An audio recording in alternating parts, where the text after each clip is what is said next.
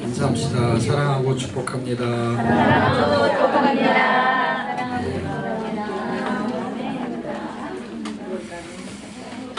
자, 오늘 할 차례가요 5주차입니다. 5주차는 열왕기상 140쪽인데요.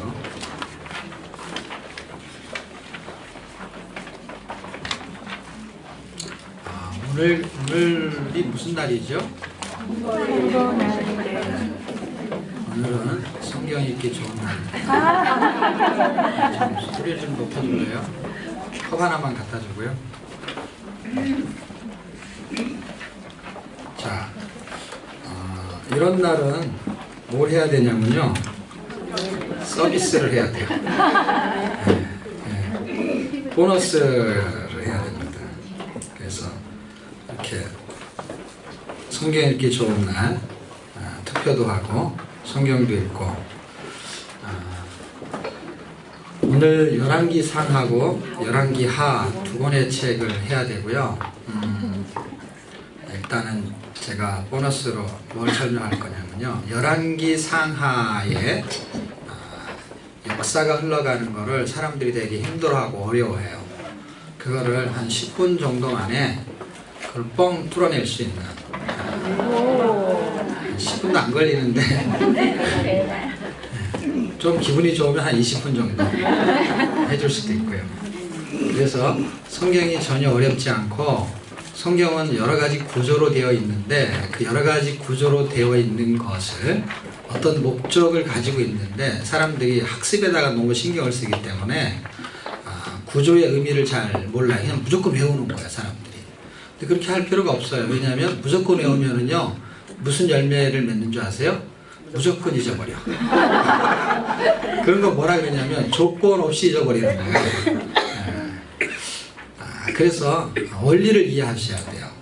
어차피 평생 배울 거잖아요, 성경은요. 평생 읽을 거잖아요. 그러니까 한 번에 다 습득이 안 돼요. 그런데 원리를 알게 되면은요, 원리는 그걸 습득할 수 있는 힘을 갖는 거예요. 그래서 원리를 알아야죠. 예를 들면 눈이 나빠요.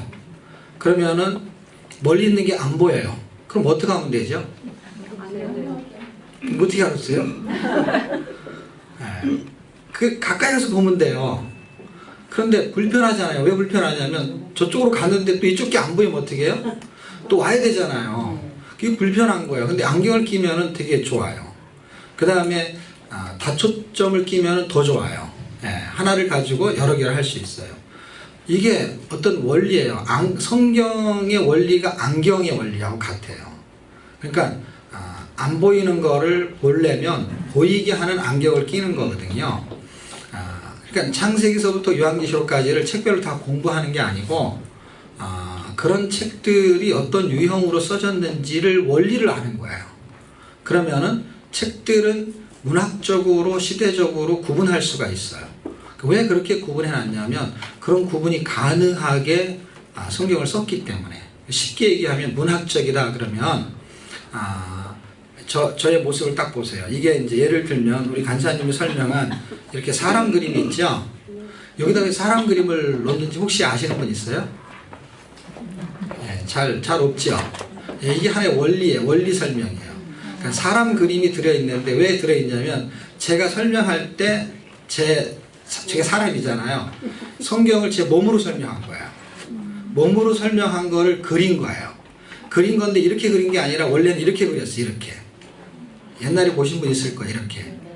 그런 거를 그거는 그냥 아마추어가 그린 거고, 그리고 디자인을 해가지고 그거를 작품으로 만들어낸 거예요. 이렇게. 그래서 원래는 이 손이 이렇게 모아져 있잖아요.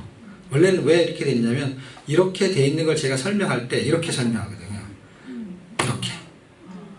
그리고 이렇게 하면 이거를 합기도라 그래요. 우리 그 교회 위층에 지금 태권도를 하는데 옛날에는 합기도를 했었어요. 합기도를 했단 말이에요. 체육관이 그 교회 앞에 학교가 있어요. 근데 합기도였는데 체육관이 바뀌어서 이제 태권도로 바뀌었어요. 태권도 도장으로. 근데 옛날에 그 사람이 맨날 합기도 하는 거야. 그래서 우리도 합기도 한다니까 아이 무슨 목사님 합기도 하냐고. 그래서 내가 보여주겠다고. 나는 매일 한다고 합기도를. 네? 이게 이렇게 갖고 딱 맞추잖아요. 맞출 때 이렇게 이걸 날개로 생각해. 이게 성경을 외우려고 하지 마. 이게 이 안에 다 들어와요. 왜냐하면 사람을 만드는 거에 목적으로 성경이 써진 거거든요. 그러니까 사람한테 초점이 맞춰져 있는데 구조도 그렇게 돼 있어요. 보니까 신기하게도. 자 보세요. 이쪽 한쪽의 날개를요 17권이라고 생각해 보세요. 17권. 이쪽이 17권이에요. 그런데 이렇게 앞에 5권은요 17권 앞에 있는 5권이 뭐냐면 하나는 모세오경, 하나는 대선일서예요. 그리고 나머지가 12권씩 이렇게 붙어 있는 거예요. 어떻게? 이렇게 각이 지잖아요. 이게 각이 그쵸? 이렇게가 좀 길지요, 그쵸? 그래서 여기 5권이 들어가요. 여긴 좀 짧지요? 여긴 4권이 들어가. 여긴 덜 짧지요? 여긴 3권이 들어가요. 그러니까 이렇게 하게 되면 이쪽에 17권, 이쪽에 17권이 있는 거예요. 그런데 가운데 뭐가 있냐면 가운데를 시가서라 그래요. 시가서라고 하는데 그 시가서는 다른 말로 체험서 이렇게 말해요. 그러니까 가운데 있는 거야. 신기하게도. 몸소. 이런 걸 몸소라 그래요. 여자는 암소라 그러고. 그리고 시장에 가면 다이소도 있고. 저는 이걸 몸소라 그래요. 이렇게 체험을 하는 거야. 그러니까 오른쪽이냐 왼쪽이냐는 안 중요해요. 왜 안 중요하냐면요. 똑같기 때문에. 그러니까 오른쪽에서 출발하냐 왼쪽에 출발하냐 전혀 상관없어요. 그러니까 양쪽이 같기 때문에 이쪽으로 설명해도 이쪽으로 설명해도 상관없어요. 그러니까 5권씩이 같아요. 뭐가 같냐면 의미가 같아요. 의미가. 그런데 또 5권짜리가 하나 있는데 이 가운데 있는 거 있죠. 이 체험서, 시간서 5권이 내용이 같아요. 순서대로 같아요. 신기하게도. 그런데 문학적으로 분류하니까 어떻게 된 거예요? 문학적으로 분류하니까 이쪽에 17권은 역사서가 된 거고 가운데 있는 거는 시가서가 된 거예요. 시문학이니까. 시편, 잠언, 전도, 아가서, 욥기 이게 장르가 시문학 장르란 말이야. 다 오페라 같은 거 막 이런 거. 연극 대본 이런 거예요. 이쪽이 문학적으로 갖다 집어넣은 거예요. 그리고 욥기 같은 경우는 이때 쓰여진 시대가 아니죠. 그렇죠? 그런데 여기 있어요. 왜냐하면 문학적으로 분리하니까 여기 딱 들어가야 되는 거예요. 근데 이쪽은 뭐예요? 선지서잖아요. 그렇죠? 예언서. 그러니까 예언서는 이쪽에 다 있는 거예요. 17권 전체가요. 그런데 앞에 5권은 그 내용의 분량이 좀 길다 그래서 대자를 붙인 거예요. 그러니까 대선지서고 나머지는 소서인서인데 소서인서가 몇 개로 분리된다고요? 3 덩어리로 분리되는데 어떻게 분리되냐면 구원의 복음은 성전 이렇게 분리되는 거예요. 이쪽은 어때요? 이쪽이 똑같다 그랬잖아요. 그러니까 이쪽도 구원의 복음은 성전. 이 5권이 이쪽 5권하고 주제가 같아요. 4권이 주제가 같고 3권이 같아요. 보세요. 이쪽 3권 제일 쉬운 걸로 설명할게요. 3권이 한쪽은 에스라, 니에미야, 에스더. 반대쪽의 3권은 뭘까요? 학개, 스가랴, 말라기. 여기 다 돼 있는 거예요. 이게 이 그림이 왜 이렇게 배치가 되어 있냐면요. 제가 설명한 거를 보고 그대로 그린 거예요. 이게요. 네, 그래서 위치 이렇게 잡은 거예요. 원래는 이 순서가 위로 돼야 되는데 우리가 성경의 순서를 외운 게 있기 때문에 배치를 거꾸로 한 것뿐이에요. 원래는 그림대로 하게 되면요. 제가 설명하는 대로 원래는 그렇게 PPT를 만들었어요. 만들고 새로 이제 이렇게 PPT를 만들어서 우리가 다 나눠줬거든요. A4로 복사해가지고. 그러니까 그걸 맨날 복사를 해야 되는 거야. 그냥 주는 거거든요. 파는 게 아니고. 맨날 복사를 해야 되니까 그것도 일이 아니야. 할 때마다 복사를 해서 주고. 잊어버리면 또 달라 그러고. 그리고 그건 종이기 때문에 잊어버릴 수도 있고 찢어질 수도 있어요. 그래가지고 이걸 계속 만들어주는 게 굉장히 일거리예요. 그런데 이렇게 만들 생각을 한 게 아니었어요. 원래는. 왜 안 했냐면 그렇게 만들어주고 있는데 중국의 선교를 가시는 목사님이 이 강의를 계속 듣다가 그걸 가서 가르친 거예요. 가르쳤는데 사람들이 너무 좋아하는 거예요. 왜냐하면 20년 동안 중국에서 선교사들이 오는 강의를 듣다가 요거 하나 배웠던 목사님이 이제 어떻게 보면 떠듬떠듬 가르친 거야. 예를 들면 이게 왜 그러냐면 이렇게 강의를 한 번 듣고 가서 하는 게 쉽지 않거든요. 근데 이게 그냥 각인이 된 거야. 한 번 1시간 듣고 나서 각인이 돼갖고 그걸 그리고 그래서 가르치는 거야. 그냥 듣는 사람이 정리가 되는 거예요. 그런데 그거를 책받침을 만들어서 가져가겠대요. 그러다가 이렇게 만들어진 거예요. 이게 그러니까 이런 거 만든 것이나 도표를 만든 게 전부 다가 그만한 이유들이 있었어요. 그 당시에. 그러면서 이걸 그냥 만들면 그래가지고 좀 돈을 들여서 디자인을 한 거예요. 그렇게 해서 만들어진 건데 이걸 활용할 수 있으면 굉장히 좋아요. 왜냐면 이거 실제 활용이 되고 있거든요. 이게 66개를 만약에 외우면은요, 물론 성경의 책의 주제가 다 있어요. 근데 잘 안 외워져요. 왜 안 외워지냐면 스토리로 꿰을 수가 없기 때문에. 근데 지금 우리가 만든 거는 전부 스토리가 연결이 돼요. 신약은요, 스토리가 더 재밌어요. 신약은요. 그런데 이게 사람 모양으로 외울 수가 있어요. 모두 연대기도. 그래서 오늘 연대기를 제가 잠깐 손을 볼 건데, 일단 이거 외우면 되게 어렵지 않아요. 사실 구약이 더 쉬워요.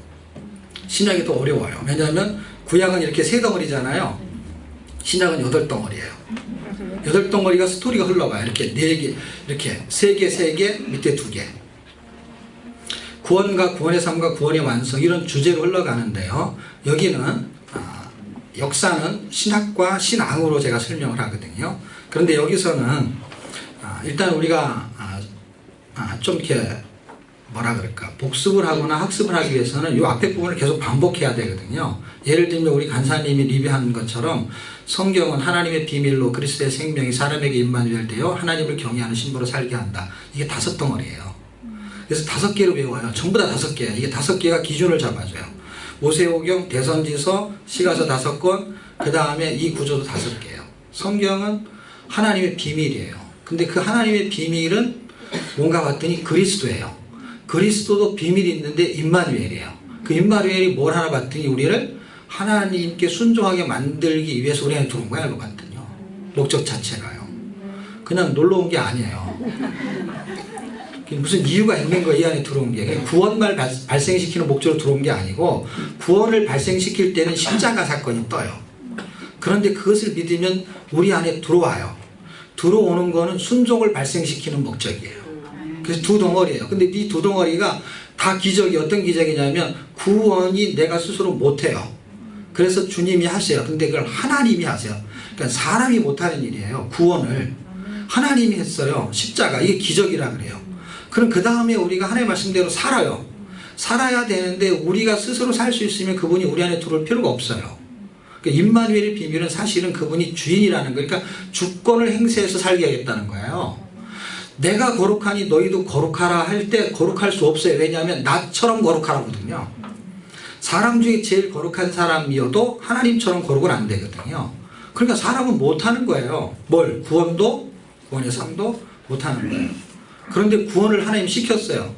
그 다음에 구원의 삶을 살으라고 해요. 그게 거룩한 삶이에요. 그런데 그분이 임마누엘로 그렇게 살게 하시겠다라는 거예요. 그거를 우리는 기적이라고 합니다.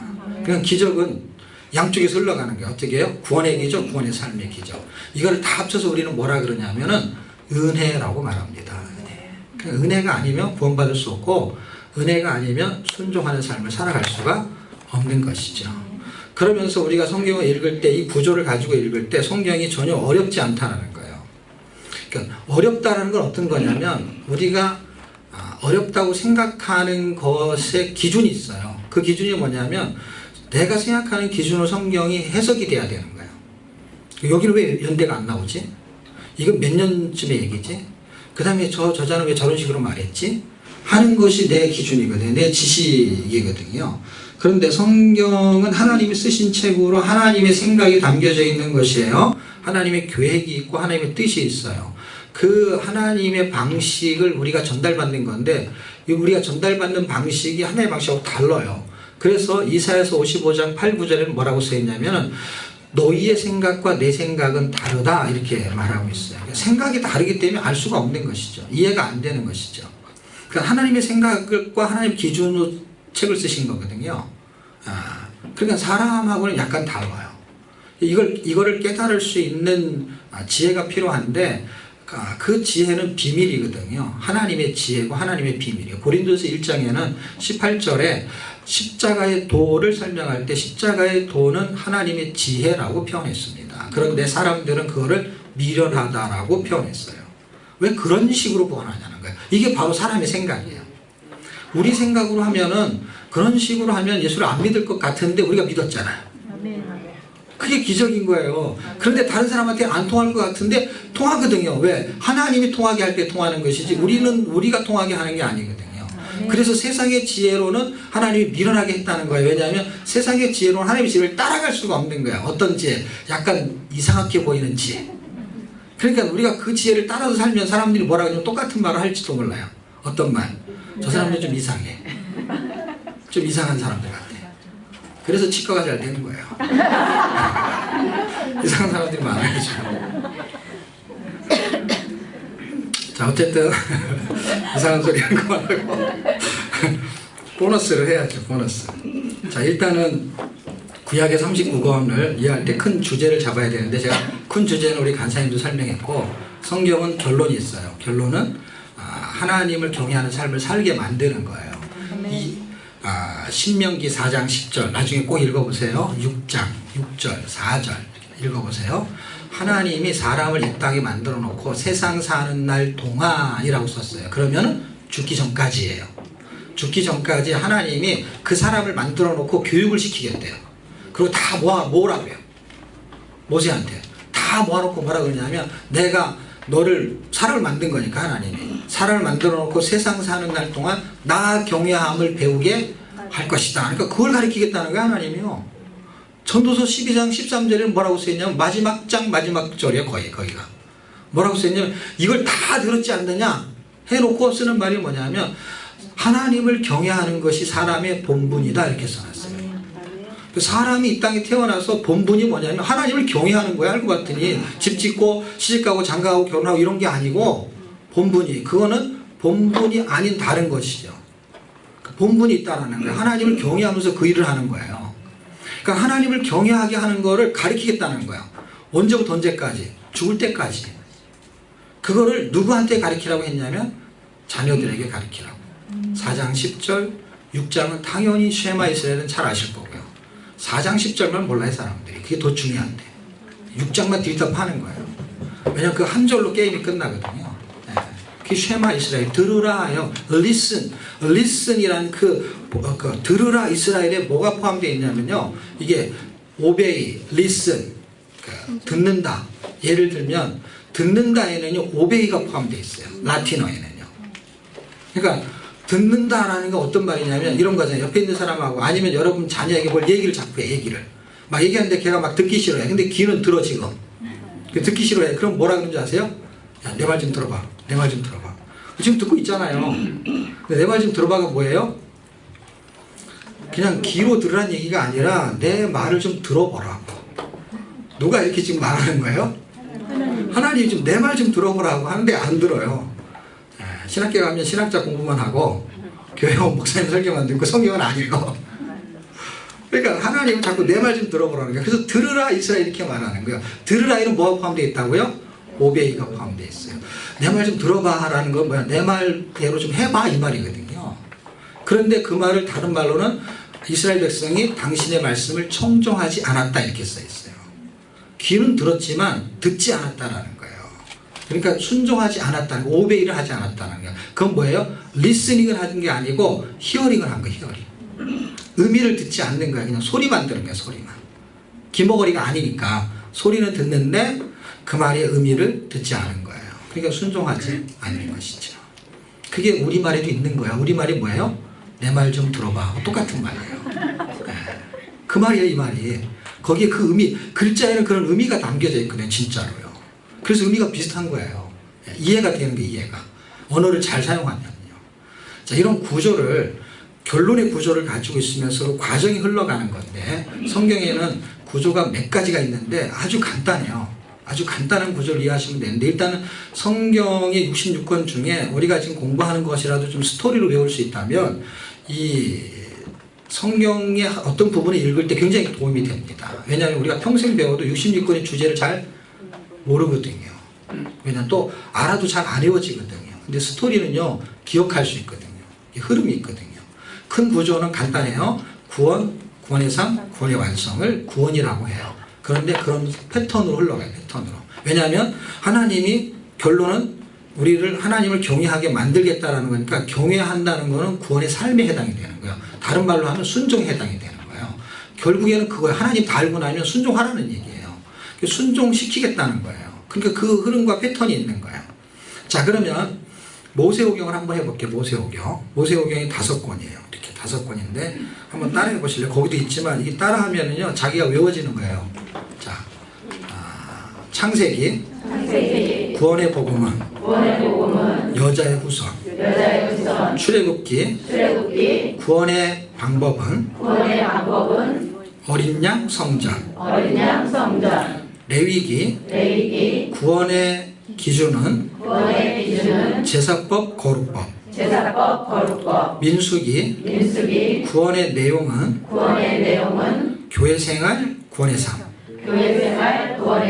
신명기, 구원의 완성은 하나님을 경외하는 신비로 나중예사, 천국용사.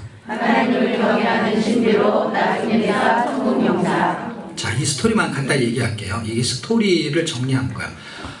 하나님께서는 구원의 복음을 갖고 있어요. 이건 본질이에요. 본질적인 거. 구원의 본질, 아담한테 약속한 거. 그게 뭐냐면 여자의 후손이에요. 여자의 후손을 가지고 구원의 본질을 설명하겠다는 거예요. 근데 이분이 결론적으로 알게 되면 예수님이에요.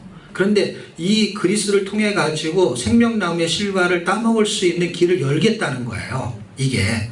그리고 사탄의 세력을 무력화시키겠다라는 거예요. 뭘로? 이분이 십자가의 달림을 통해 가지고. 그런데 어떤 형태로 나타나냐면 이 상황에서는 십자가 당장 달리는 게 아니고 십자가 달리는 과정을 이게 예를 들면 모형적으로 아니면 그림자처럼 보여줘요. 그러니까 비밀이에요. 왜냐하면 골로새서에서는 그리스도는 하나님의 비밀이기 때문에 만세와 만대로부터 감추어졌기 때문에 이때부터 감추어졌던 거예요. 그러니까 이때 감추어졌기 때문에 잘 모르는 게 드러났기 때문에 이게 빛과 그림자처럼 이게 하나처럼 보이는 거거든요.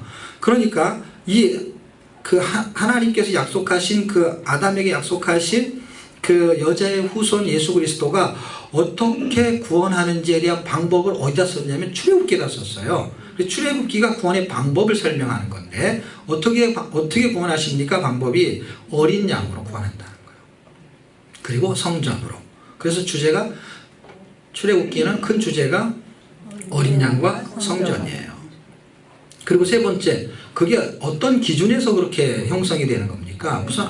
무슨 아무런 기준도 없이 그렇게 형성이 되는 겁니까? 그게 아니고 기준이 있다는 거예요. 약속, 언약이 있다는 거예요. 그리고 레위기가 언약이고 기준이에요. 그리고 이게 5번째, 이게 5개 중에서 가운데가 기준을 잡아줘요. 항상. 대선에서도 그렇고 시가서도 그래요. 가운데를 한번 껴보세요. 이렇게. 레위기에서 이쪽에서 이렇게 지나가면 그리고 시가서 지나갈 때 가운데가 무슨 책이에요? 잠언이죠. 잠언은 그리스도의 지혜를 말하는 거예요. 그리스도의 지혜. 그러니까 하나님의 지혜가 흘러가는 거예요. 이게 기준이에요. 그 기준이 지나가면서 이쪽으로 지나가면 대선에서 5권이 지나갈 때 세 번째 책이 뭐죠? 에레미야 애가잖아요. 그게 하나님의 본심이에요. 그러니까 하나님의 본심은 하나님의 지혜로 구원의 지혜로 그 언약의 기준대로 설정된 제사법과 거룩법의 기준으로 그게 그렇게 구원하려고 하는 그 기준이 하나님의 지혜라는 거예요. 하나님의 지혜. 결국 이게 십자가가 하나님의 지혜잖아요. 그렇죠? 그게 구원의 지혜예요. 그게 뭔가 봤더니 그게 하나님의 본심이었다는 거예요. 본심. 하나님의 본심은 그렇게 구원하기를 원하시는 거예요. 그게 바로 십자가에 달리시게 하는 기준을 갖게 된 거예요. 그렇게 해서 구원이 발생됐을 때 구원받은 사람들의 삶의 내용이 등장하는데 민수기가 그게 구원의 내용이에요. 구원을 시킨 내용이 뭐냐는 거예요. 내용이 구원의 삶을 사하는 거예요. 이 기준에 의해서. 그런데 그들이 그렇게 살지 못한 것뿐이에요. 근데 우리가 그 스토리의 주제를 교회 생활 구원의 삶이라고 한 이유는 이렇게 구원받은 사람이 교회라는 거예요. 교회. 그럼 그때는 광야인데 어떻게 교회입니까? 할 때 그 당시를 신약에서 교회라고 했거든요. 사도행전 7장 38절에 스데반이 그때 조상들이 광야 교회에서 이렇게 말해요. 그러니까 이게 교회였던 거예요. 광야 교회. 그 광야 교회의 교인들이 현재 광야 같은 세상에서 이 지금 같은 교회가 구원의 삶을 사는 거예요. 그런데 그들이 그렇게 못 살았다 하는 이야기가 써 있는 거예요. 그런데 레위기의 기준을 다시 한번 반복하는 게 신명기. 그래서 대풀이 신자를 쓰는 거예요. 신명기는 결국 레위기를 다시 한번 반복하는 거예요. 여기서 이 기준을 순종할 수 있는 기준을 이쪽에 다시 설정을 해요. 그 설정이 뭐냐면 이쪽이 율법이라고 한다면 이쪽은 복음과 같은 이야기가 흘러가요. 그게 새 언약이 흘러가요. 어떻게? 하나님을 경외하는 비밀이 이 안에 담겨져 있어요. 그래서 구원을 완성시키는 걸로 모세오경이 끝나고 완성시키는 열매가 어디로 나타나냐면 여호수아서에 나타나서 가나안 땅에 들어가게 되는 것입니다. 자, 이렇게 5권이 지난 공부한 내용이에요. 그 다음에 5권이 또 흘러가죠, 그렇죠? 그게 여호수아, 사사기, 룻기, 사무엘, 상하를 우리가 지난주에 배운 거죠. 이 5권이 다 주제가 구원에 해당되는 주제예요. 구원. 그래서 여호수아서는 정복인데 구원의 정복이에요. 왜? 구원의 안식을 주려고. 그래서 단어가 안식으로 끝나요. 여호수아는. 그런데 이 안식이 참 안식이 아니기 때문에 히브리서 4장에는 여호수아에게 안식을 주었다면 참 안식을, 그러니까 다른 날, 안식의 다른 날을 말하지 않았을 것이다 하면서 이거는 안식의 모형을 보여주는 거예요. 구원의 안식이에요. 그러면서 뭘로 넘어가냐면 사사기로 넘어가는데 사사기는 구원의 통치예요. 그러니까 우리를 구원시켰어요. 뭐 하려고? 통치하시려고. 정복했어요. 세상을. 알렉산더가 뭐 하려고? 통치하려고. 그냥 땅 먹기가 아니라 통치가 목적인 거예요. 자, 통치의 목적은 거기서 안식하려면 순종이에요. 순종. 그러니까 하나님께 순종할 때 하나님을 믿을 때 구원의 안식이 있는 거고요. 천국 백성이 되는 거고, 그러면 구원의 삶을 살 때 안식을 누릴 수 있는 거는 순종밖에 없어요. 불순종하면 안식이 없어요. 여러분이 결혼해서 자녀를 낳았어요. 그래서 내 자녀야. 출생을 했어요. 그래서 자식이 말을 안 들어. 그러면 집안에 바람 잘 날 없다는 게 안식이 없다는 거예요. 안식. 그래서 남편이 교회를 안 다니지만 가정의 평화를 위해서 이 국까지 오는 거예요. 차에서 기다리는 거예요. 뭐 그런 게 있는 거예요. 그냥 뭔가 이렇게 하나가 안 됐을 때는요, 뭔가 이렇게 화합이 안 이루어질 때는요, 안식이 없어요. 안식이. 가정이 안식이 있어야 되는데 굉장히 힘든 거예요. 이게 불협화음이 있으면. 하나님의 나라의 백성에도 안식이 있는데 그 안식이 순종의 안식이에요. 순종의 안식, 그게 통치 때문에 이루어지는 거예요. 근데 구원은 어떻게 발생하는 겁니까? 할 때 노시라는 사람을 통해 가지고 구원은 신앙 고백을 통해서 이루어진다는 거예요. 그래서 신앙 고백을 하죠. 노시라는 사람이. 이방인이 어떻게 하나님의 나라 백성이 되냐는 거예요. 그것은 언약 안으로 들어가는 고백을 했기 때문에 그래요. 그 언약이 뭐예요? 원래 율법적인 언약이든 복음적인 언약이든 언약 자체가 뭐냐면 너희를 내가 내 백성 삼겠다 하는 게 언약이에요. 그게 언약 체결이에요. 내 백성 삼겠다는 거예요. 그리고 민수기를 읽어보거나 출애굽기를 읽으면 뭐라고 써있냐면 내가 너희를 내 백성 삼기 위해서 출애굽시켰다 이렇게 써있어요. 그리고 뭐라고 써있냐면 내가 너희 하나님 되려고 이렇게 써있어요. 민수기 14장에는. 그런데 하나님이 그분은 우리의 하나님이 되고 싶은 거예요. 알고 봤더니 그 문장으로 보면. 그런데 우리는 그분을 우리 하나님으로 별로 인정을 안 하는 거예요.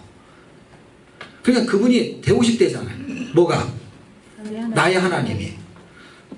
우리가 그의 백성 되기를 원해야 되는데 이게 거꾸로 됐다니까요. 성경에 그렇게 써있다니까요. 그분이 우리의 하나님이 되고 싶어갖고 우리를 구원했대요. 민수기 때 백성을. 그런데도 민수기 백성들이 뭐예요? 그분을 자기 하나님으로 자꾸 생각을 안 하니까 시편이 뭐라고 써있냐면 하나님을 여호와를 자기 하나님으로 삼는 자는 복이 있다 이렇게 써있는 거예요. 네? 우리 굉장히 복을 받은 거예요. 왜냐하면 우리가 그분을 하나님으로 모시고 섬겨야 되는데 그분이 우리 하나님이 되고 싶어해. 이건 세상 말로 땡 잡은 거예요. 당신이 나의 하나님이 되고 싶어 한다고요. 놀랍잖아요. 그냥 우리는 그냥 못 이기는 척 하면서 아멘 하면 돼. 되고 싶다 그럴 때 그럼 되시든지요 뭐. 나는 당신의 백성이 되는 거지 이제부터. 그러고 나서부터 되고 나면 뭐가 바뀌는 줄 아세요? 자기가 주인이 되는 거야. 이게 바뀌는 거거든요.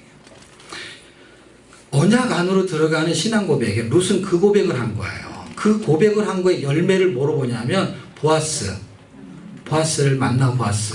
만난 거예요. 이게 이제 그 열매를 설명하는 거예요. 그러니까 그게 로마서 10장 10절에 있는 말씀이에요. 마음으로 믿어 의에 이르고 입으로 신앙의 구원에 이르는 것처럼 신앙 고백으로 구원받은 거예요. 그게 결국은 그런 열매들을 갖고 오게 된 것이죠. 그런데 그것이 구원이 양면성이 있는 걸 설명하는데 사무엘상과 사무엘하는 그 양면성을 설명하려고 하는 거예요. 왜냐하면 하나님의 나라를 설명할 때 왕국을 세우잖아요. 그럴 때 사무엘상은 사울 왕국을 말하는 거고요. 사무엘 하에 가서 다윗이 왕국을 세워요. 그래서 전반부에는 헤브론에서 왕이 되고 그리고 7년 한 6개월 정도 지나서 보통은 7년이라고 하고요. 성경은 7년 6개월이라고 말합니다. 그 정도 지나서 예루살렘에서 남북을 통일하게 됩니다. 그래서 왕권이 확립돼요. 여기까지 이야기가 사무엘 하 1장에서 10장까지의 이야기가 돼요. 그런데 사무엘 상과 사무엘 하를 하나는 사울 하나는 다윗으로 둔 이유는 뭐냐면 사무엘 상에도 다윗이 나와요. 그런데 왕권을 갖고 있는 건 사무엘 하에서 나오는 거예요.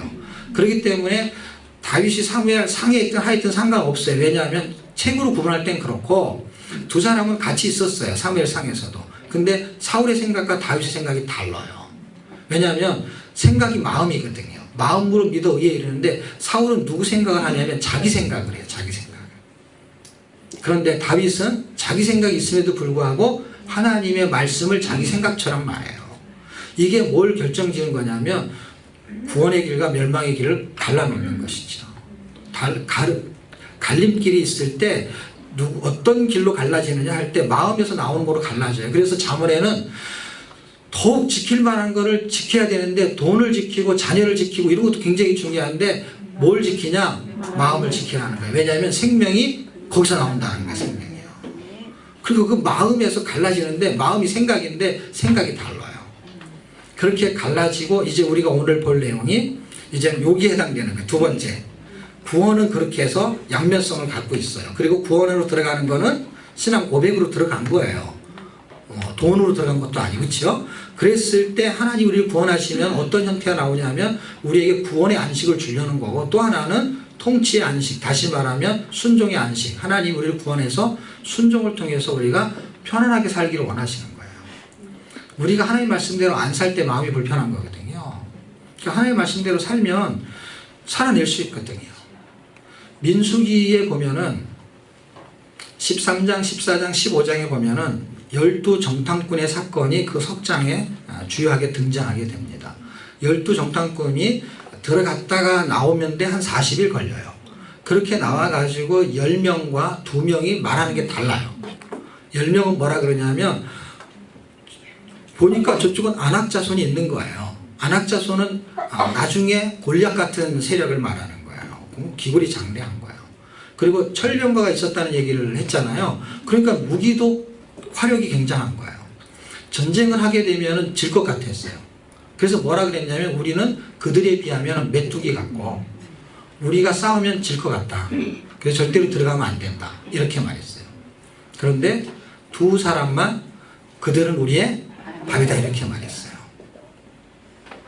자, 지금 우리가 살아내야 되는데 이제 복음으로 살아내야 되는데 복음으로 살아내지 못하는 이유는 이런 거예요.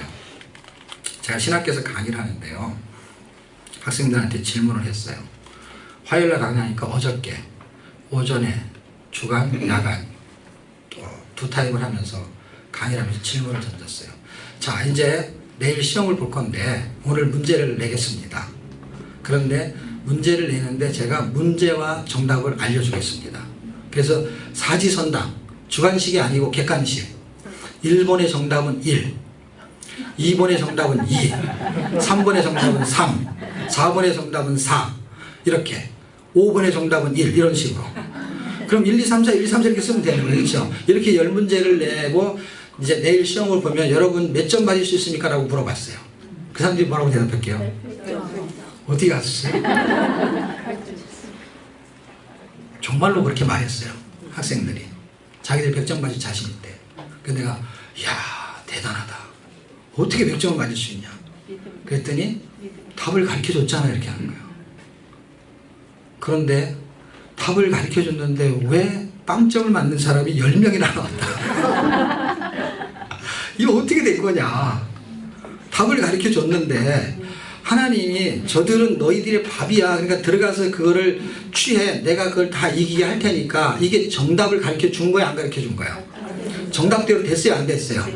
됐어요. 그 정답을 다 알고 있었어요. 사람들. 그렇죠? 정답을 알고 있었는데 정답은 누가 말했냐면 2명만 말해요. 10명은 오답을 말해요. 아니 어떻게 빵점을 맞을 수가 있어요? 정답을 가르쳐줬는데 10년 후에 보는 것도 아니고 그 다음 날 보는데 그날 들어간 건데 40일 지나면 잊어버릴 수 있어요? 예? 공부했어요. 정답을 알았어요. 살 때는 빵점을 맞아. 우리가 걔네가 아니고 우리가 맨날 빵점이야. 맨날 공부는 정답, 사는 건 빵점, 시험을 보면 늘 빵점. 아니 어떻게 빵점을 맞을 수가 있냐고. 예? 2명만 정답을 맞았어요. 어떻게 해요? 그대로. 그들은 우리의 밥이다. 자기가 지어낸 게 아니에요. 왜냐하면 거기를 너희에게 줬다고 했어요. 약속을 했어요. 그걸 그대로 말한 거예요.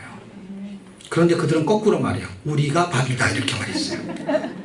그런 거를 세상을 감당치 못한다 이렇게 말하는 거고, 그들은 우리의 밥이야라고 말하면 히브리서 11장에 있는 말씀처럼 세상이 우리를 감당치 못해요. 정답을 말하면 세상이 감당치 못하는데 오답을 말하면 우리가 세상을 감당치 못해요. 아무리 많아도 10명과 2명이 아니에요. 여러분, 이때 지파의 대표들이에요. 대표. 그러니까 그 대표들이 한 전쟁에서 나갈 만한 군사의 개념으로 하면은 한 지파가 평균 5만 명 꼴이에요. 그 12지파에서 한 60만 되는 거예요. 쉽게 계산하면. 좀 더 많고 적고 차이는 있는데 그냥 거의 한 5만 정도라고 보면 돼요. 그 군사 중에서 최고의 자기 지파에서 최고치 한 명을 뽑은 거예요. 그렇게 뽑혀 나갔어요. 그리고 그 5만 말고 그 자기 지파의 그 나이가 그 군인이 아닌 사람들도 있잖아요. 그렇죠?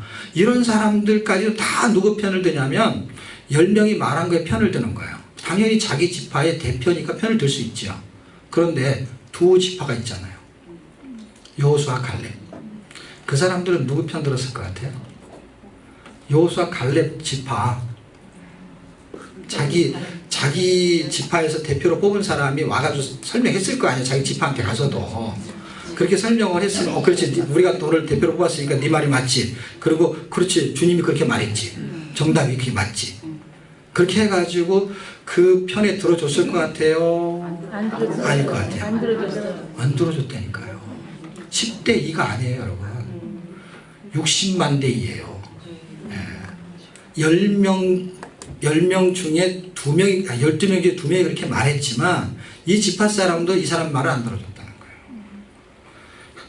성경은 정답을 말하고 있고요. 진리를 말하고 있어요. 이건 어렵지도 않고 이건 성경 공부를 많이 해야 될 일도 아니에요.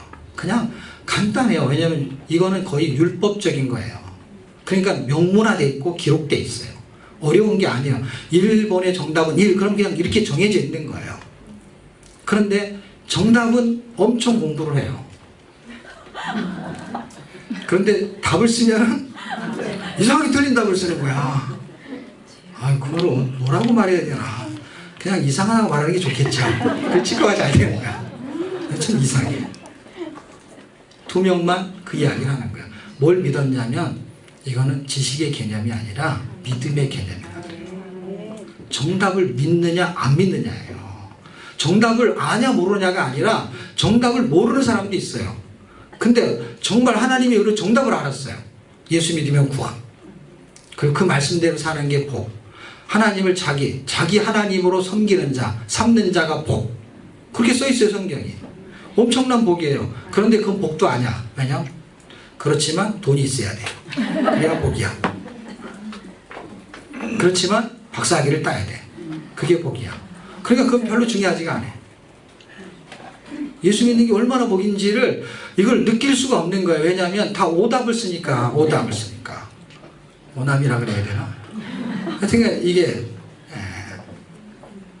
그래서 공부를 제가 가르치는 일을 별로 잘 안 하려고 하는 이유가 뭐냐면 답을 다 알려주면 뭐야. 답을 거꾸로 쓸 건데. 정답을 알려주면 거꾸로 쓰니까. 그래서 자기들을 메뚜기라고 했어요. 원래 정답이 뭔지 아세요? 오뚜기거든요. 오뚜기라고 해야 되는데 메뚜기라고 한 거예요. 잠언 24장에 보면은 의인은 7번 넘어질지라도 8번째 일어난다는 거예요. 그 그럼 8번 넘어지면 못 일어나겠네. 7번 넘어졌어도 8번 일어난다는 얘기는 그거는 무한정 일어날 수 있다는 걸 설명하는 게 마지막 7번을 말하는 거예요. 7번씩 7번 이런 개념이에요. 그러니까 넘어질 수 있다는 거 어떻게 해요? 하나님 말씀대로 살아도 가정 불화가 일어날 수 있고, 하나님 말씀대로 살아도 직장 취직이 안 될 수 있고, 하나님 말씀대로 살아도 질병에 걸릴 수 있다는 거예요. 그러나 걱정하지 말라는 거예요. 왜? 이렇게 세운다는 거예요. 하나님이. 일어날 수 있다는 거예요. 메뚜기는 못 일어나. 그래서 오늘 제가 오뚜기 3분 카레를 먹고 왔어요. 우리 오뚜기거든요. 오뚜기. 다시 일어날 수 있거든요. 성경이 그렇게 말하고 있거든요. 그걸 믿는 거예요. 믿는 것이지 배우는 게 아니에요. 성경은 우리에게 설명했어요. 지식을, 지혜를. 믿어져야 되거든요. 믿어지고 이거를 지식적으로 담아낼 수 있으려면 복잡하지가 않습니다. 믿어지면 힘이 생깁니다. 힘이. 그는 죽을 고생을 했어요. 여호수아 가려면 돌에 맞을 뻔했어요. 누구한테? 자기 백성한테. 가나안 땅 들어가기 전에 죽을 뻔했어. 돌에 맞아가지고. 그런데 누가 막아섰냐면요. 하나님이 막아섰어요. 하나님이 보호하시는 거예요. 이걸 경험한 사람들이죠. 지금 이 땅에 살면서 우리를 보호할 사람이 하나님밖에 없어요. 하나님 믿는 사람이 하나님 보호하지 않으면 어떻게 살 수가 있어요. 그래서 자꾸 돈을 버는 거예요. 근데 돈이 보호할 수 있는 건 아니잖아요. 돈이 필요한 것이지 우리를 보호하는 게 아니거든요. 건강하려고 건강식품을 먹어요. 그리고 건강보험을 들어요. 그리고 건강보험을 들고 건강식품을 사 먹으려고 돈을 벌어야 돼. 그 돈을 벌으라고 병에 걸려. 그래서 돈을 벌려고 우유 배달하는 사람은 건강하고, 건강하려고 우유를 먹는 사람은 간에 기름이 끼고 그래요. 기름을 너무 많이 먹어가지고. 그런 이상한 현상이 또 이상한 애죠. 이게 너무 배우려고 애를 쓰지 마세요. 이게 배워져요. 알아지게 돼 있어요. 왜냐하면 똑같은 얘기를 자기가 반복하고 있거든요. 왜냐면 하나님이 이 얘기를 반복해. 아까 제가 뭐 신명기 4장 몇 절 이런 얘기가 이쪽이 시작이 오면 맨날 그 얘기예요. 똑같은 거예요. 근데 이게 어떤 구조로 되는지 궁금한 건데 복잡하지가 않아요. 간단해요. 원리가. 지금 제가 5개 설명한 게 구원의 복음은, 구원의 방법은, 구원의 내용은, 아니 구원의 기준은, 구원의 내용은, 구원의 그 완성은 이 구조로 되어 있어요. 5개가. 성경 전체가. 하나님은 구원하시겠다는 거예요. 어떤 방법으로? 그리스도를 통해서. 그것이 하나님이 약속했다는 게 언약이라는 거야. 왜? 내가 너를 거룩하게 살게 만들라고. 하나님 말씀대로. 당신이 그렇게 하시겠다는 거예요. 그래서 우리가 억지로 하는 게 아니에요. 그분이 하게 만들면 이게 되는 거예요. 우리가 억지로 구원받았어요? 아니잖아요. 가까스로 구원받았어요? 이번에 진짜 억지로 구원받은 사람들은 그럼 그런 것 같아요. 이제 더 이상 구원 안 시켜요? 정말 하나님이 은혜로 구원받았잖아요. 사는 것도 하나님 억지로 살게 하는 게 아니라 이게 복되게 살게 하는 건데 이게 고난이 있는 것처럼 보이는 거예요. 근데 고난이 우리를요 넘어뜨리지 못한다는 거예요. 이것도 그림자거든요. 그게 우리를 치는 것 같지만은요 가만히 서 있으면 지가 꼼짝도 안 하면서 그냥 지나가요. 놀래가지고. 근데 우리가 놀래가지고 지대 넘어지는 거야. 고난이 이렇게 있으면요 원래 고난이 오거나 어려움이 오면요 야고보서에서 뭐라고 했냐면, 베드로서에 뭐라고 했냐면, 고난이 오면은 기쁘게 맞을 때, 그를 맞을 때 어떻게 하냐면, 고난이 닥쳤을 때는 뭐라고 하냐면, 이렇게 면전에서, 고난이 이렇게 임할 때, 고난이 이렇게 얼굴로 보인다는 거예요. 그때 기쁘게 여기라는 거예요. 그렇게 만났을 때, 너 잘 만났다, 이쪽에서 해야 돼요. 그러면 도망을 가게 돼 있어요. 왜냐하면, 고난을 주는 목적이 있거든요. 받으려고 하는 사람은 그걸 이겨낼 수 있는 힘이 생기는 거거든요. 세상에서 너희가 환난을 당하나 담대하라. 내가 세상을 이겼노라. 세상을 이기면 이것이 우리의 믿음이니라. 고난은 없지 않아요. 단지 믿음이 없는 거예요. 그러니까 믿음이 생기면 해결되는 거니까 고난에다 초점을 잡을 필요가 없어요. 왜냐하면 고난을 우리가 어떻게 정리할 수가 없어요. 받지 안 받을지 이렇게 결정할 수가 없단 말이에요. 그냥 고난이 오면 받아야 돼요. 세상에 바람이 불면 바람이 지나가는 거예요. 세상에 태풍이 불면 그걸 감당할 수밖에 없이 이렇게 지나가는 거예요. 그 시대마다. 그런데 그걸 이기는 방법을 빨리 찾는 게 중요한 것이지 피할 길이 없어요. 그 이기는 방법이 바로 믿음이고 그리스도고. 그러니까 이기는 방법은 믿음이에요. 성경 속에는 뭐가 담겨져 있냐면 그걸 이기는 방법을 써놨어요. 그게 믿음입니다. 여러분 예통을 통해서 믿음이 생기기를 주의 이름으로 축원합니다. 네. 자, 오늘 공부해야 될 내용이 이제 요 네 가지. 복음이요, 복음. 복음에는 왕상하, 대상하 이렇게 있어요.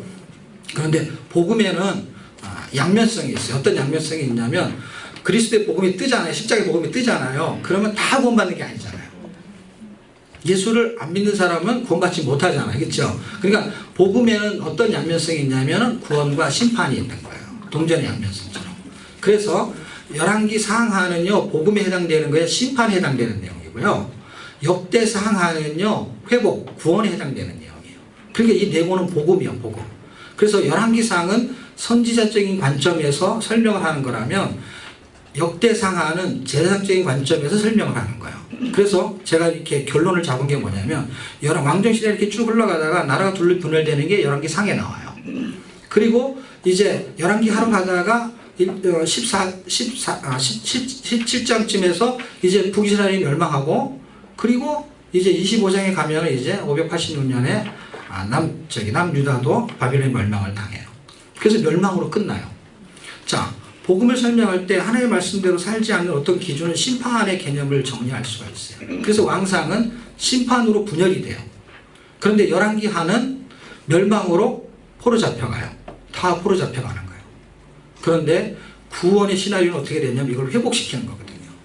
그러니까 역대상에서는요 구원을 회복시켜요. 어떻게 회복시키냐면 구원을 족보로 회복시켜요.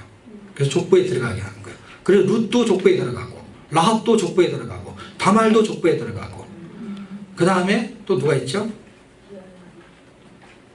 뒤로 오면 여자 이름들이 다 이방인들. 라합. 이건 정복시대 때 라합.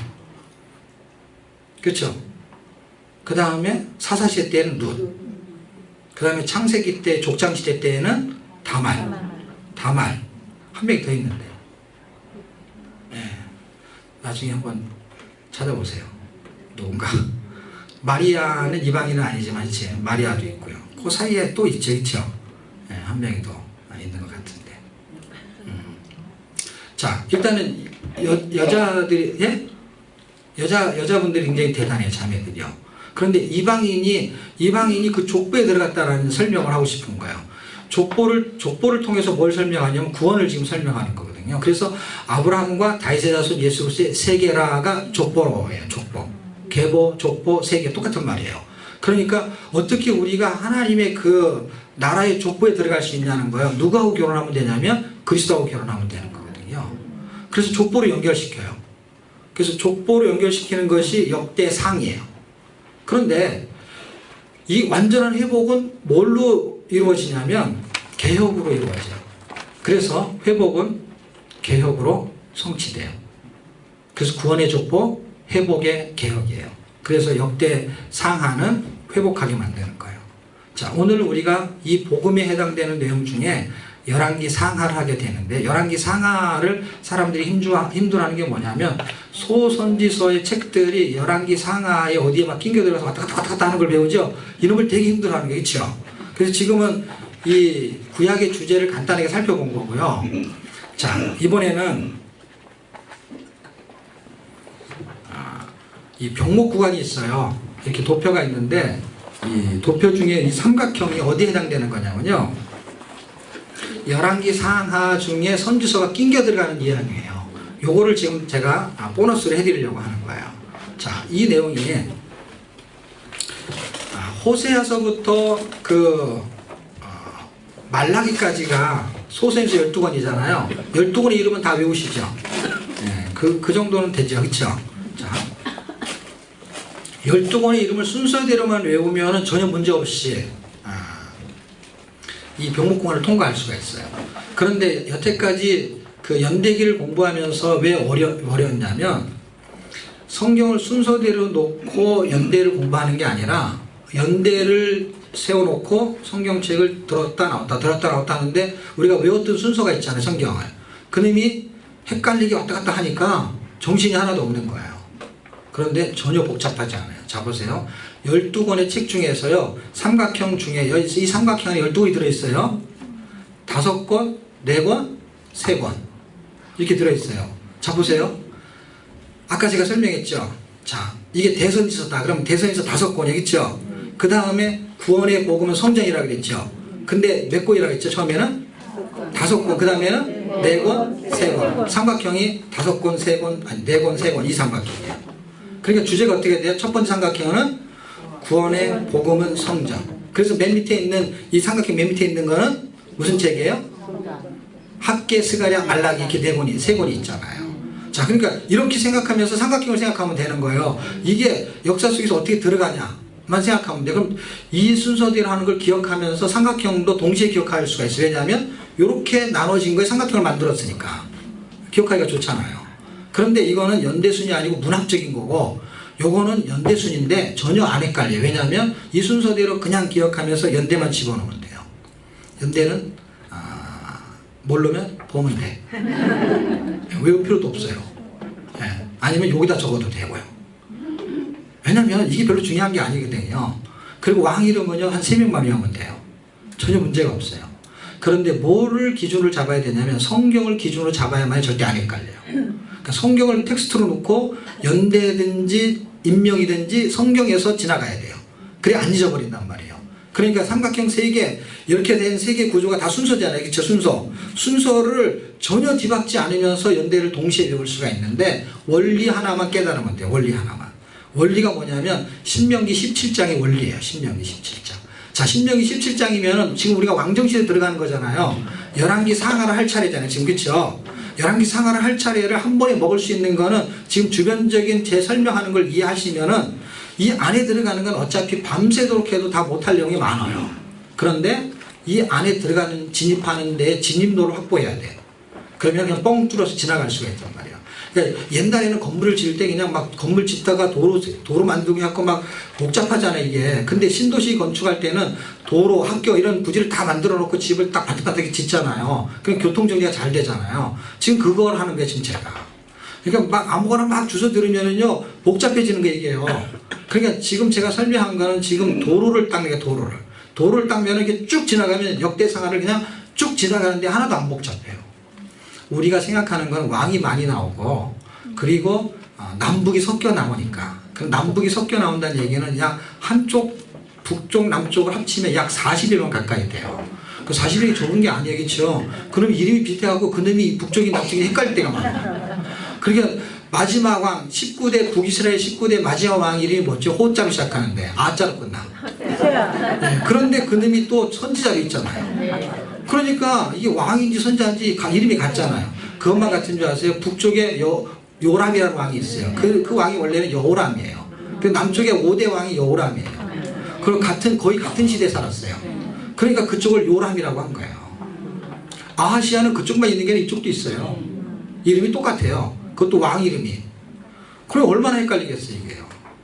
그리고 막 이름을 또 바꿔가지고 쓰기도 하고, 뭐. 그렇죠. 엘리야김을 시드기하고 이렇게 막 바꾸고. 이거 엄청 헷갈리니까 그런 거는 무슨 뜻이냐? 그거는 신경 쓰면 안 된다는 뜻이야. 그럼 신경 쓰면 안 된다. 그놈이, 이건 무슨 뜻이냐면, 북쪽이나 남쪽이나 그놈이다 이 뜻이에요. 전혀 복잡하지 않아요. 그거는 외울 필요도 없고, 그리고 그렇다는 것만 알면 돼요. 그 대신 뭘 알아야 되냐? 원리를 알아야 돼요, 원리. 원리가 뭐냐면, 왜 왕정시대 때의 신명기 17장을 제가 자꾸 설명하냐면, 지금 왕정시대가 생기기 전 신명기면은요, 짧게 잡으면 400년이에요. 왜냐면 사사기를 지나가야 되잖아요. 광야시대잖아요. 지금 가장시 끄트머리긴 하지만 광야시대라는 얘기는 아직 정복시대, 사사시대를 안 거친 거예요. 그렇죠? 그러니까 이 시대만 해도 약 400년이에요. 이게 끝나야 왕정시대예요. 그러니까 벌써 길게 잡으면 한 500년. 그냥 뭐 대충 잡아도 한 400년. 400년 전에 벌써 뭘 말한 거냐면 왕정제도를 말했어요. 그 왕정제도가 무슨 이야기냐면 만일 너희들이 왕을 달라고 하면 이게 써있는 거야. 사무엘상 8장에 나오는 이야기가 신명기 17장에 써있어요. 400년 전에. 그러니까 성경은 이미 결론을 가지고 쓴 책인 거예요, 여러분. 결론을 갖고 있는 게 좋아요. 왜냐면 이렇게 되잖아요, 지금. 이렇게 써 있잖아요. 그럼 구약이 잘 모르겠다. 신약을 가지고 구약을 보면 돼요. 왜냐하면 구약은 스토리고 신약은 구조를 잡아주는 거예요. 이 스토리에 대한 결론을 설명하는 거예요. 그러니까 이렇게 일어날 일도 미리 말하잖아요, 지금. 신명기에도. 구약이잖아요, 이건. 구약 안에서요. 그 성경이 어렵지 않은 건 뭐냐면 결론을 알면 어렵지 않아요. 왜냐하면 지금 이 얘기를 여기서 알고 가면 어렵지 않은데 이걸 모르고 가면은 이 서정대 왜 왕을 달라 그러지? 근데 왕을 달랄 걸 400년부터 지금 책에다 기록해 놨잖아요. 잘 보면 성경이 전혀 어렵지 않습니다. 자, 이런 상황에서 왕이 만약에 생기면 어떻게 해야 되냐면 이 율법책을 등사해 가지고 왕한테 계속 들려줘야 된다는 거예요. 그러니까 왕이 무슨 기준으로 통치해야 되냐면 하나님의 말씀을 기준으로 통치해야 된다는 거예요. 근데 그 하나님의 말씀을 전달하는 사람이 누구냐면 선지자예요. 그러니까 선지자가 옆에 있어야 되는 거예요. 그러니까 왕 옆에 선지자가 있는 거를 기준을 잡으면 돼요. 그런데 선지자하고 왕하고 이제 붙는 거예요. 예를 들면. 왕이 없을 때는 선지자들이 있었어요. 그때도. 왜냐면 모세도 선지자니까. 그렇죠? 그렇죠. 왕이 생기면은 선지자하고 밀접한 관계가 있다라는 거를 지금 부각시키고 있는 거예요. 왜냐하면 왕이 없을 때 선지자가 말한 대로 그대로 했는데 중간에 누가 하나 걸쳐 있냐면은 선지자가 말한 거를 갖다 백성한테 곧바로 말했는데 전에는 왕을 세워놨기 때문에 이걸 고쳐가야 되는 거예요. 그래서 왕을 통로로 지금 삼는 거예요. 그러니까 선지자가 굉장히 중요하고 그 선지자 때 어떤 왕인지가 굉장히 중요한 거예요. 그런데 선지자의 두 종류가 있는데 한 종류는 초기 선지자 또 한 종류는 후기 선지자 이렇게 말해요. 초기 선지자를 다른 말로 하면 전기, 후기 이렇게도 말해요. 그러면 전기 선지자는 글을 안 쓴 선지자, 후기 선지자는 문서 선지자라 그래요. 그거는 글을 쓴 선지자, 그런 선지자는 이쪽에 있는 17개의 선지서에 해당되는 선지자들을 말하는 거예요. 그러니까 이거를 해결할 수 있는 게 왕정시대에 지금 제가 말하는 원리를 잘 이해하면 이걸 뻥 뚫어갈 수가 있는 거예요. 무도택 외우는 게 중요한 게 아니에요. 이걸 아셔야 돼. 그리고 이 도표를 보는 법만 한 번만 알면은 전혀 복잡하지가 않아요. 왜 복잡하지가 않냐면 이렇게 되어 있는 거를 절반으로 나눠보세요. 이렇게 절반. 그러면은 여러분 쪽에서 왼쪽이죠. 왼쪽. 여기서 1번 써 있는 거 있죠. 이렇게는 순서대로 쭉 보면은 이게 딱 역사서예요. 무슨 말인지 아세요? 이 끄트머리에 에스라님 에스더 끝나잖아요. 17권이 이렇게 끝나잖아요. 그렇죠? 예? 그러면 이쪽은 뭐가 있다는 얘기예요? 이쪽은 선지서만 있는 거예요. 가운데 체험서, 가운데 체험서는 여기다 중간에 끼겨놨어요. 왜냐하면 이거는 욥기라든지 시편 잠언 전도는 사무엘 상하 이때 시대 때 써진 거니까 거기다 갖다 붙여놨단 말이에요. 그렇게 이렇게 절반을 딱 나누면 이쪽은 역사서, 이쪽은 선지서. 그런 거예요. 알고 봤더니. 그런데 역사서가 흘러가는 내용 중에 열왕기 상하가 역사 속에 흘러가잖아요. 그때 선지서가 어떻게 낑겨 있는 것 때문에 사람들이 힘들어하는 건데 그거를 전혀 복잡하게 생각할 필요가 없어요. 왜냐하면 지금 설명만 잘 들으면 돼. 여기서부터가 한 10분이에요. 아까 거 빼고. 자, 그러면 왕이 있으면 선지자가 있어야 되는데 전기 선지자가 나올 때는 책을 안 쓴 거야. 그러니까 이런 선지자가 있으면 되게 좋은 거야. 왜냐하면 이 선지자는 책을 안 썼으니까. 그런데 열왕기 상이 이제 출발해요. 우리가 이제 공부할 내용이니까 어차피 그렇죠. 열왕기 상이 출발하는데 1장에서 11장까지는 솔로몬이 등장해요. 그 솔로몬이 등장하면서 나라가 이렇게 둘로 딱 갈라지겠죠. 갈라지면서 이렇게 갈라지는 게 여기 표시가 되어 있죠. 그렇죠? 이렇게 갈라지죠. 둘로 갈라지는데 이렇게 우리는 보통 위쪽을 북쪽이라고 하니까 위는 북, 밑에는 남. 둘로 줄기가 이렇게 흘러가요. 흘러가는데 가다가 이제 북쪽으로 이렇게 흘러가는 거는 어디서 끝나냐면 17장에서 끝나요. 근데 어디 17장이냐면 열왕기 상하를 말하는 하에 해당되는 하에. 왜냐하면 이렇게 열왕기 상 갈 때까지는요 22장이거든요. 열왕기 상이 22장 갈 때 누가 등장하냐면 엘리야가 등장해요. 엘리야가 등장할 때는 책을 쓴 게 아니에요. 그렇죠? 그러니까 책을 쓰지 않은 엘리야가 이렇게 등장하는데 이쪽 북쪽에 나와요. 그렇죠? 이 성경이 굉장히 쉬운 게 뭐냐면요. 왕이 이렇게 나오면 위아래가 들락날락 할 거 아니에요. 들락날락 하는데 사건은 엘리사가 진행될 때까지 사건은 뭐가 움직이냐면 다 북쪽 이야기만 주요 사건으로 등장해요. 주요 사건이. 그러니까 북쪽의 이야기가 열왕기상 12장에서 여로보암에다가 초점을 맞추고 있는 거예요. 지금요. 이야기 자체가. 남쪽은 큰 사건이 벌어지지 않고 그때 누가 왕이었냐 이 얘기만 하는 거죠. 그러니까 여기에 초점을 쭉 가지고 가요. 근데 삼각형이 3개 중에 이 밑에 있는 하나는 포로 귀환시대 얘기니까 왕정시대는 요 가운데 2개예요. 그렇죠? 근데 아까 제가 설명했잖아요. 위에 거는 북쪽이고 밑에 건 뭐라고요? 남쪽. 요렇게 있는 세 덩어리 중에서 여기는 포로 귀환시대고 앞에 있는 게 위쪽이잖아요. 지금 위쪽이 뭐라고요? 이게 북왕국이에요. 여기는 뭐라고요? 남쪽의 이야기인 거예요. 5권 4권이. 그러니까 위에 있는 거. 그러니까 지금 위에 거만 신경을 쓰면 돼요. 5권. 5권이 어디 갈 때 나오냐면요. 열왕기상 갈 때 안 나와요. 왜? 전기 선지자가 떴으니까. 그런데 선지자가 바톤을 넘겨받아요. 넘겨받는데 엘리야 사건을 잘 아시죠? 오늘 공부해야 될 내용을 같이 할게요. 엘리야의 내용이 등장할 때가 이제 한 17, 18, 19 이렇게 등장해요. 그게 갈멜산 전투예요. 갈멜산 전투의 이야기가 어떤 이야기냐면 사람이 결혼해서 살다가 다른 여자가 마음에 들어갖고 그 집에 가서 살아. 그리고 또 이 집에서 살다 저 집에서 살다 왔다 갔다 해. 그러다가 부인이 그걸 눈치를 챘어. 자꾸 왔다 갔다 하니까. 그래가지고 그 현장에서 그를 잡았어요. 그러면은 잡히면 어떻게 되는 거죠? 죽는 거지. 그런데 잡히면 죽는 건데 주로 드라마에 어떻게 되냐면 누가 죽냐면은 남편이 죽는 게 아니라 잡힌 같이 사는 여자가 죽는 거야. 주로 어떻게 하냐면 머리 끄댕이를 흔드는 거야. 이게 드라마예요, 드라마. 그 다음에 어떻게 되는지는 모르지만 일단 드라마는 그래요. 그런데 지금 성경에서 하나님의 백성이 그리스도의 신부예요. 그리스도의 신부가 세상과 짝하고 살 때에 하나님은 세상의 머리끄레기를 흔드는 게 아니라 사람의 마음을 찾아온다는 거예요. 그게 엘리야가 하는 일이었어요. 엘리야는 여호와는 하나님이시다 이런 뜻이에요. 갈멜산 전투를 벌릴 때 내용은 다 아시죠?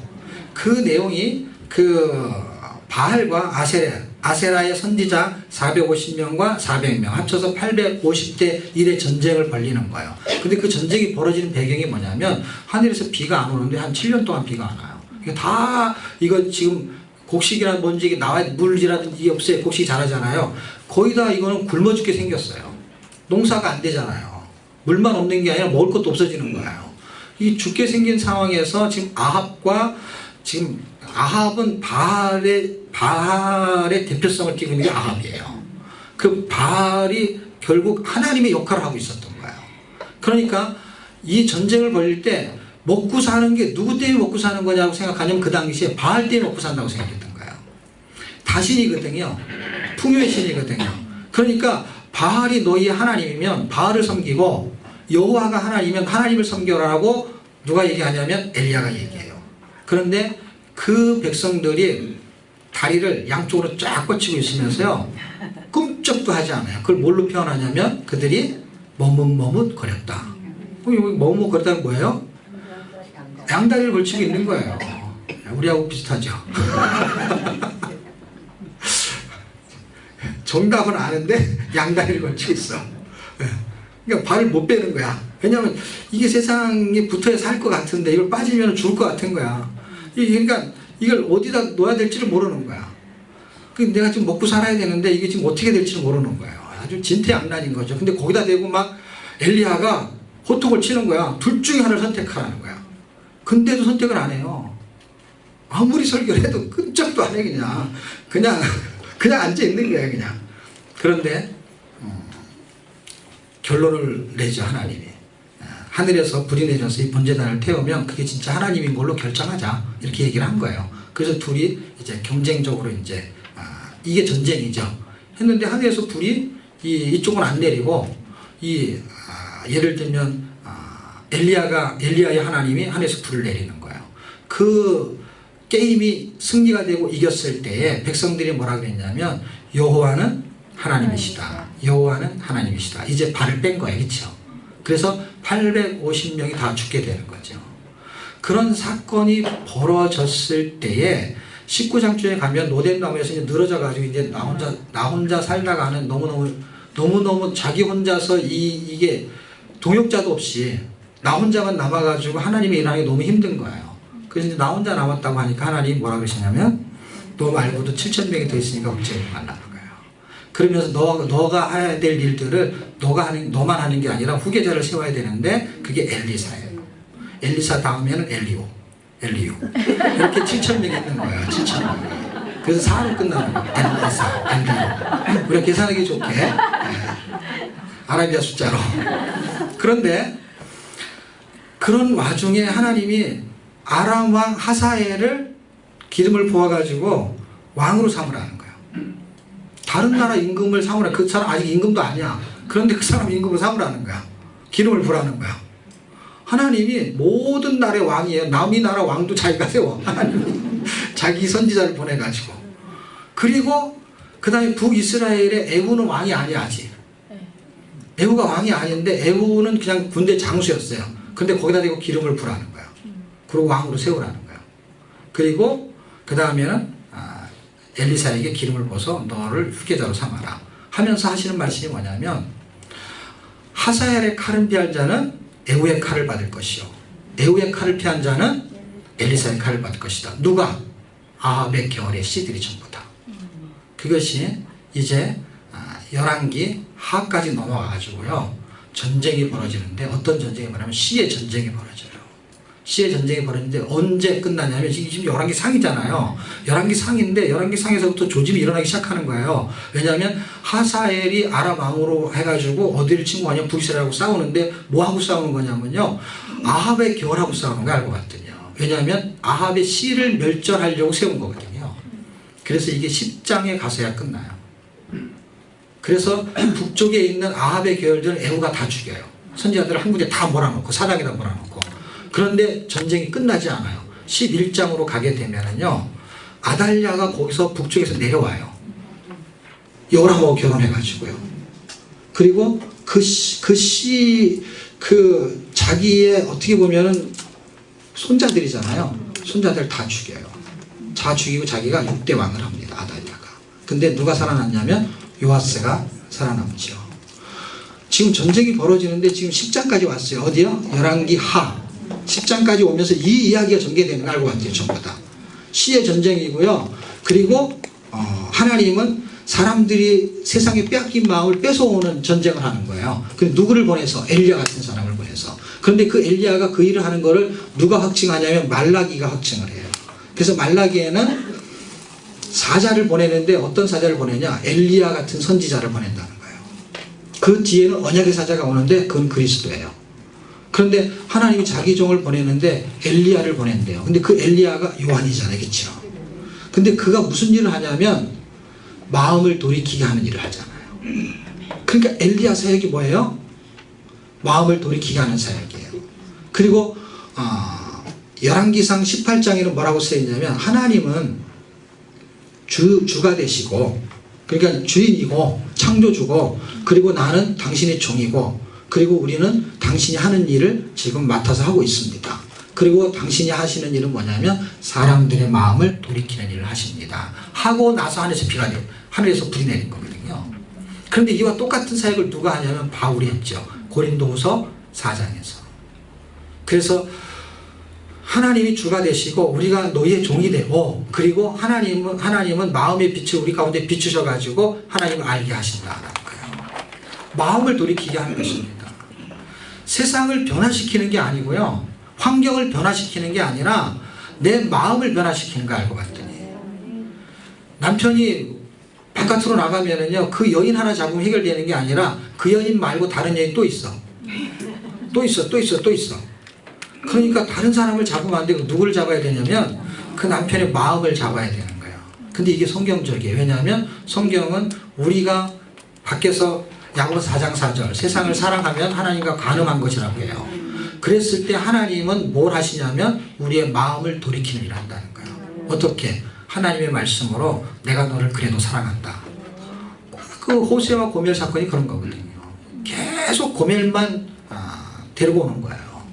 그것처럼 하나님은 당신의 아들을 죽이셔서라도 우리를 어떻게 해요? 우리의 마음을 돌이키겠다는 거예요. 그래서 마음으로 믿고 입으로 시인해서 구원에 이르는 거거든요. 마음을 세상에 뺏기면은요 하나님과 그 진리 다시 말하면 정답을 알고 있지만 살아내지 못하는 그 상태에서 머뭇머뭇거리거든요. 그럼 결국 어떻게 돼요? 돌이킬 수 있는 방법은요 말씀의 마음을 빼앗기는 거거든요. 어떻게 빼앗겨야 되냐? 송두리째 빼앗겨야 돼요. 조금 빼앗기면 안 되고 원통 빼앗겨야 돼요. 그럼 어떻게 해야 돼요? 성경을 통째로 읽어야 돼요. 통째로 빼앗기려면. 여러분 소국 끓이실 때 소고기 국을 끓이실 때 그 고기를 살 때 무슨 고기를 사요? 네, 저는 제가 아는 상식으로는 국거리라고 국거리용 그걸 갖고 사오라고 그러더라고요. 옛날에 어릴 때 심부름 갈 때, 아주 어렸을 때. 그러면서 사오라고 하면서 이제 국거리로 달라고 해. 그러면 안 되는 거야, 정육점 주인이. 그러면 주인이 늘 이렇게 신문지에 싸다 줄 때 이렇게 덩어리로 줬어요. 그 나는 늘 궁금했지. 왜냐면 저거를 다 삶은 다음에 나중에는 다 썰어가지고 고명처럼 얹어주잖아요. 그럼 거기 기계가 좋은 게 많잖아요, 정육점에는. 그걸 다 썰어가지고 주면 얼마나 좋아. 근데 왜 그렇게 덩어리로 주죠? 고기를 구워 먹을 땐 다 썰어서 주잖아요. 국거리 할 때는 그냥 덩어리로 주잖아요. 왜 그런지 아세요? 통으로 삶아야 국물 맛이 달라요. 그러니까 통째로 읽으시라고. 이게 띄엄띄엄 읽는 거하고요, 통째로 읽는 거하고요, 맛이 달라요. 전혀 달라요. 그 결의 조직이 뭉쳐져 있어야 맛이 나온대요. 이게 잘라지면 그 맛이 안 나온대요. 김장을 해가지고 한 50포기, 100포기 이렇게 저장하잖아요. 숙성시키잖아요. 따로따로 한 포기씩 하면은요, 그 맛이 100포기와 50포기와 맛차이가 틀리대요. 50포기보다 100포기를 같이 넣은 것이 훨씬 깊은 맛이 나온대요. 그 성경을 한국어를 통째로 읽는 것은요, 굉장히 의미가 있는 것이에요. 사골국 여러분 끓여보셨죠? 2번 끓일 때가 더 좋죠. 3번 끓일 때가 더 좋죠. 그래서 계속 읽어야 돼요. 어떻게? 통째로 계속. 그럼 진국이 올라가면 진국이. 그러니까 여러분이 한 번 읽고 2번 읽고 하는데 그 많이 읽어서 뭐 하냐? 많이 읽어서 뭐 하는 게 아니라 맛이 달라요. 깨닫는 게 달라요. 그리고 그걸 반복적으로 읽으면은요, 진한 게 나와요. 전에 읽을 때와 달라요. 왜냐, 전에는 몰랐는데 지금 알아지기 시작해요. 제가 그렇게 읽었잖아요. 로마서 1000번 읽고, 그 다음에 로마서부터 히브리서까지 1000번 읽고, 그리고 마태복음부터 요한계시록까지 1000번 읽고, 그리고 창세기부터 요한계시록까지 1000번 읽는 중에 500번 읽다가 책을 쓴 거거든요. 네. 그러니까 성경이 눈에 보기 시작한 거, 어떻게 보이냐면 구조가 보이기 시작한 거예요. 그래서 제가 이렇게 설명할 수도 있고 저렇게 설명할 수 있는 게, 이걸 외우지 않아도 가능한 게 뭐냐면 이 구조의 조직의 결들이 보이기 시작한 거예요. 그냥 그렇게 통째로 삶았기 때문에. 네. 그래서 통째로 삶았으니까 내가 썰 때 어떻게 썰기만 하면 되냐면, 이걸 절반으로 썰면 가운데 딱 자르면 돼요. 그러면은 제가 2단으로 설명하는 거예요. 설명을 그렇게 하거든요. 다른 책은 3단으로 잘랐어요. 3단으로 설명해요. 그리고 성경 전체를 조직적으로, 구조적으로, 문학적으로, 연대기적으로, 그 다음에 신앙적으로 보이기 시작한 거예요. 그거는 어렵지가 않은 거예요. 왜냐하면 이미 우리가 알고 있는 걸 성경이 설명해 놓은 거에 대한 것만, 구조만 이렇게 몇 장으로 끊어주기만 하면서 제목만 붙이는 거거든요. 근데 그 내용을 알아야만 그렇게 붙일 수 있거든요. 근데 읽으면 이게 보이기 시작하거든요. 그리고 더 좋은 거는 진국이에요. 진국. 다시 말하면 믿음이 생겨서, 야, 저 사람은 진짜, 이런 말이 진국이거든요. 국물 맛 최고야. 저거는 말만 저렇게 하지, 저건 가짜 같아, 가짜. 말만 예수 믿는다고 하지, 저건 아닌 것 같아. 근데 이게 진짜 맛을 내야 되거든, 맛을. 예수 맛을 내야 되거든요. 근데 여기서 흘러나오거든요. 여기서요, 성경을 통째로 반복해서 읽으면 거기에서 그리스도의 생명이 흘러나오거든요. 믿음이 흘러나오거든요. 그렇게 살아낼 수 있으면, 지금 선지자들이 지금 제거하는 게 뭐냐면, 앞에 있는 전기선자 엘리야하고 엘리사가 제거하는 게 뭐냐면, 우리 안에 있는 옛사람 아합의 씨와 같은 걸 제거하는 거거든요. 다 죽이는 거거든요. 근데 그쪽은 누굴 죽이려고 하냐면, 우리 안에 들어온 말씀의 씨가 있거든요. 그거를 멸절하려고 하거든요. 그게 아달랴를 파송해요. 아달랴를요. 북쪽에서 아달랴를 파송한 거예요. 그게 누구 딸이냐면 아합과 이세벨의 딸이죠. 그렇게 해서 13장까지 올 때까지는, 남쪽에는 11장의 사건이 잠깐 벌어지지만 13장 올 때까지는 엘리사가 뜨면서 엘리사의 사역을 마치면서 엘리사가 죽어요. 그래서 14장은 끝나요. 그런데 엘리사의 사역이 등장해요. 그건 지금 우리 책에 있는 걸 제가 지금 요일치를 그냥 같이 설명하는 거예요. 요 팁을 드리면서. 그러니까 요일치에 보면 지금 제가 한 얘기가 나오는 거예요. 지금 엘리야의 얘기가 나오고, 지금 엘리사의 얘기예요. 엘리사의 얘기는 11개 상이에요. 1장에서 13장 사이. 거기에 요일치를 보시면 돼요. 거기에 보면 무슨 사건이 벌어지냐면, 아합을 제거하기도 하지만 거기서 벌어지는 일들은 기적 같은 일이 벌어져요. 어떤 기적이냐면, 엘리야는 여호와는 하나님이시다, 이런 뜻이라면, 엘리사는 여호와는 구원이시다 이거야. 그러니까 그분은 창조주라는 거야. 엘리야는. 그 창조주 하나님이 어떤 분이냐는가 엘리사를 통해서 그분은 구원자라는 거야. 하나님이 창조하셨는데 뭐 하려고? 구원하시려고. 그 구원하는 걸 보여주는데 이것도 기적이지만 이것도 기적이야. 하늘에서 내려오는 불도 기적이고요. 그 다음에 도끼를 잃어버린 거를 찾아주는 것도 기적이에요. 그리고 갑절이를 달라고 기도한 적이 있죠. 엘리사가. 근데 갑절의 은사를 준 것이 어떻게 나타나냐면요. 기적이라는 게 이런 거예요. 여러분. 더 큰 간증, 더 큰 간증이 이런 거잖아요. 그렇죠? 더 큰 간증, 더 큰 능력 할 때 더 큰 간증이 뭐냐면 저 사람보다 2배의 간증거리를 주세요. 더 고난스러운 거예요. 그게 큰 간증이거든요. 그러니까 갑절의 은혜를 달라고 한 거를 어디서 줬나 안 줬나 살펴봤더니 주셨더라고. 진짜로. 그걸 어디서 확인할 수 있냐면요. 여러분 야고보서인가에 보면은 엘리야의 기도가 나오죠. 그 기도가 나오면서 하늘에서 비가 내리는 이야기가 나오죠. 그 야고보서에 나와요. 나오는데 그때 비가 안 왔잖아요. 몇 년? 3년? 6개월 이렇게 써 있어요. 근데 갑절이 은혜를 달라니까 엘리사 때 7년 흉년이 생겼어요. 그렇게 기도했다가는 이제 기도할지 말지 결정을 하세요.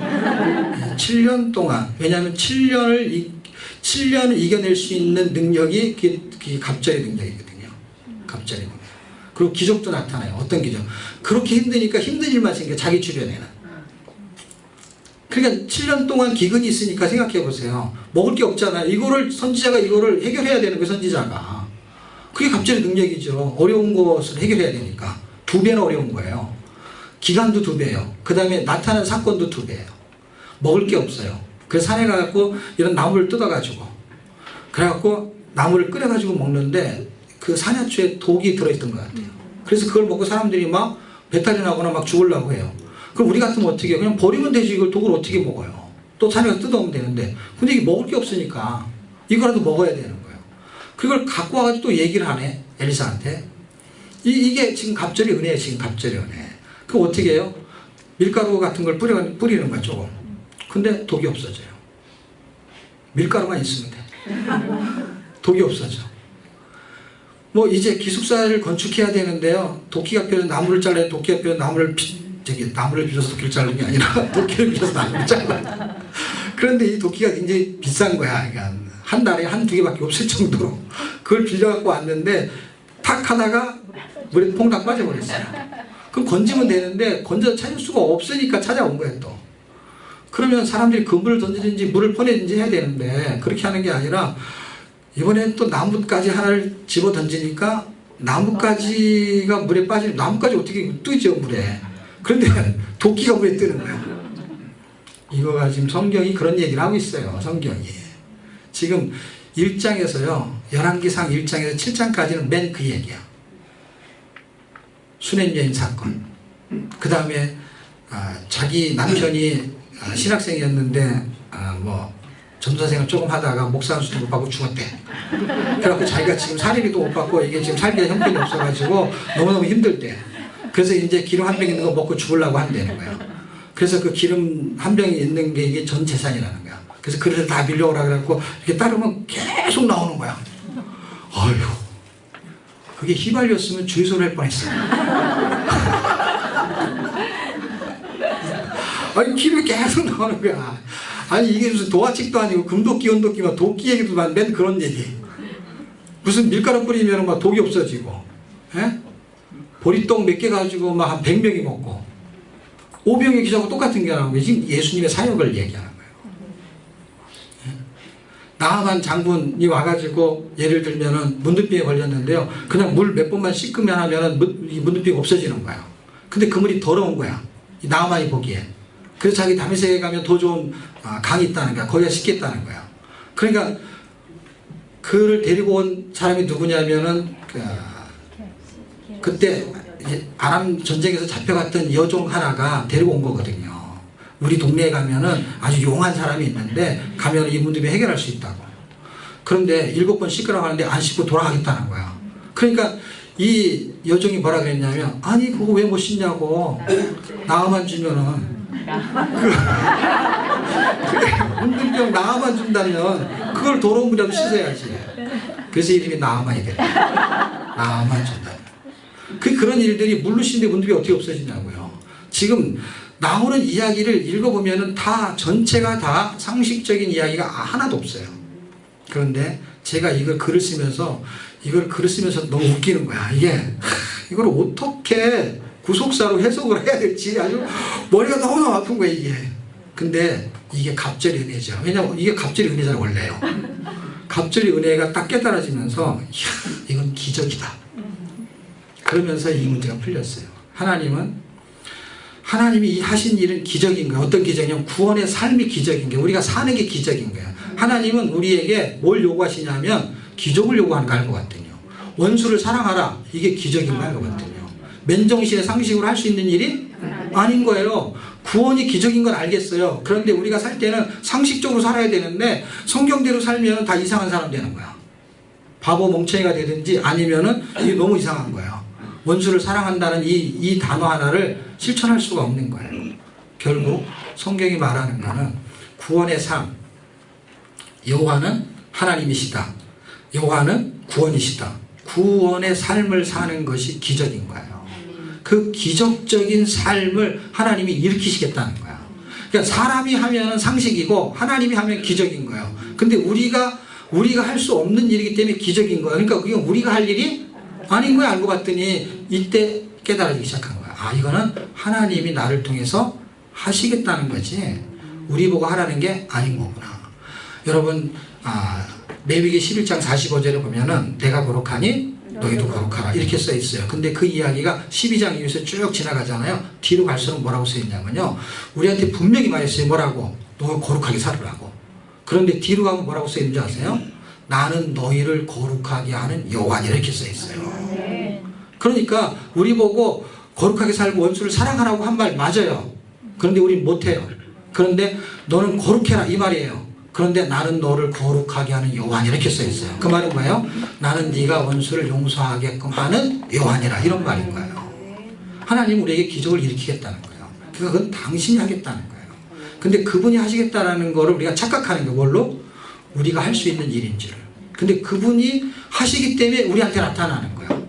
그러니까 결론적으로 보면 우리가 한 건데 사실은 그분이 우리를 통해서 하신 것이죠. 그 사건이 엘리사로 끝이 나요. 끝이 나고 나서 선지자, 왕이 있으면 선지자가 있어야 된다고 했죠.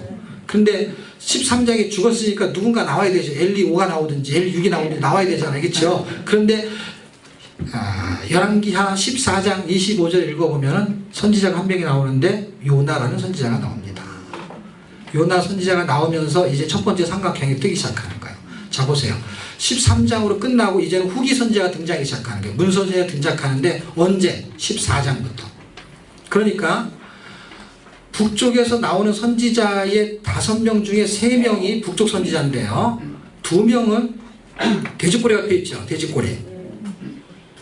여기 요엘하고 오바다 있죠. 여기 돼지꼬리가 있죠. 이 돼지꼬리가 나오는 것은 시대가 불분명하다는 뜻이에요. 그러니까 예를 들면 9세기나 아니면 5세기를 학자들이 말해요. 그러니까 시대 차이가 엄청나게 나요. 물론 BC 400년경으로 보는 견해가 현대적인 견해예요. 그런데 400년으로 보든 800년대로 보든 전혀 상관없어요. 누구하고? 이 선지자는 왕하고 상관이 없어. 왕하고 붙지 않아도 해석이 돼요. 그래서 꼭 돼지꼬리를 피고 연대가 불분명해요. 그러니까 이 5명 중에 3명이 북쪽의 선지자예요. 누구? 호세아, 아모스, 요나. 그 선지자가 14장에 출발하는데 언제까지 가냐면 북이스라엘은 17장에서 멸망해요. 그러니까 17장으로 끝나게 됩니다. 그렇죠? 그럼 14장에서 17장으로 끝나잖아요. 그때까지는 누가 등장해요? 3명의 선지자가 등장하죠. 그리고 나서 나라는 멸망해요. 멸망하고 되니까 어떻게 해요? 북쪽은 게임이 끝났죠. 그러면 그 다음에는 18장이 등장하죠. 그럼 18장에도 선지자가 등장해야 되죠. 그 등장하는 선지자가 2번째 삼각형에 해당되는 거예요. 그런데 이 패턴이요, 아주 재밌게도 넉장식 패턴이 플러스 알파로 나요. 그러니까 14장에 출발했잖아요. 거기다 플러스 4를 더하면 몇 장이에요? 18장. 18장에 중요한 왕이 있어요. 그게 히스기야예요. 그리고 그때 중요한 선지자가 있어요. 그게 누구죠? 이사야. 그러니까 이사야 선지자하고 왕 이름 외우는 거고 이 장수를 외워야 되는데 그 장수가 14장 18장 거기다 더하기 4를 더하면은 22장이 되는 거예요. 22장에는 요시아가 왕을 하고 그리고 거기에 선지자는 예레미야가 되는 거예요. 그러니까 중요한 선지자는요 남쪽에는 두 명이에요. 이사야하고 예레미야. 그리고 미가서만 돼지꼬리가 되어 있는 건 뭐예요? 예레미야, 나훔, 하박국, 스바냐하고 시대가 다른 거예요. 그래서 세 명의 선지자는 남쪽의 선지자예요. 그리고 연대가 나오는데 북쪽에는 여로보암 2세 때 760년이에요. 그렇죠? 그런데 거기서 마이너스 60씩 하게 되면 연대를 외울 수가 있어요. 760에서 60을 빼면은 700년이 되고요. 700년에서 60을 빼면은 640년. 이때 요시아가 왕을 해요. 그러면 남쪽과 북쪽에 있는 삼각형 두 개는요. 선지자가 어디서 끊어진지만 생각하면 되는데 13장에서 엘리야가 죽어요. 그리고 14장에서 선지자가 등장해야 되는데 17장까지 북이스라엘의 이야기예요. 거기에는 세 명의 선지자가 등장하는데 그때가 BC 760년경이고 여로보암 2세 때예요. 그 한 키만 외우게 되면 거기다가 플러스 넉 장, 그 다음에 마이너스 600년 하게 되면은 북쪽과 남쪽의 선지자 이야기를 다 섭렵할 수가 있어요. 그리고 그 밑에 있는 삼각형은 이제 포로 기한 시대 때 설명해도 돼요. 왜냐하면 이때 왕정시대 갈 때까지는요, 예를 들면 구원의 복음에 대한 해당되는 선지자만 나오고 끝이에요. 여기까지가 끝이에요. 거기서 아주 중요한, 성경 읽으면서 중요한 키가 되는 게 엘리야가 나왔을 때의 사건이에요. 그게 뭐냐면 우리의 마음을, 빼앗긴 마음을 돌이키게 하는 일을 하겠다는 거예요. 그럼 엘리사의 얘기는 뭐예요? 엘리사는 우리 안에 계속 옛사람이 살아있는 거를 죽이겠다는 거예요. 그 이야기를 하는 거예요. 지금 성경의 이야기는요, 성경의 역사를 말하는 게 아니에요. 다시 말하면 이스라엘 역사를 말하는 게 아니에요. 왜 아니냐면요, 보세요. 아브라함의 자손이 이스라엘이라는 나라를 형성하게 된 거예요. 그 시조가 아브라함이에요. 그런데 아브라함의 자손들이 이스라엘인 거예요. 그런데 누가복음 19장에 가면은 그 삭개오를 구원하시고 뭐라 그러시냐면요, 이도 아브라함의 자손이다 이렇게 말했어요. 그러니까 원래 아브라함의 자손이에요. 그런데 왜 아브라함의 자손이냐면 잃어버린 자를 찾아간다고 했어요. 잃어버린 찾으는데 그도 잃어버린 자라는 거예요. 그런데 혈통으로나 육적으로나 아브라함의 자손이 맞는데 거기다 대고 이도 아브라함의 자손이다라고 말하는 게 이상하지 않아요?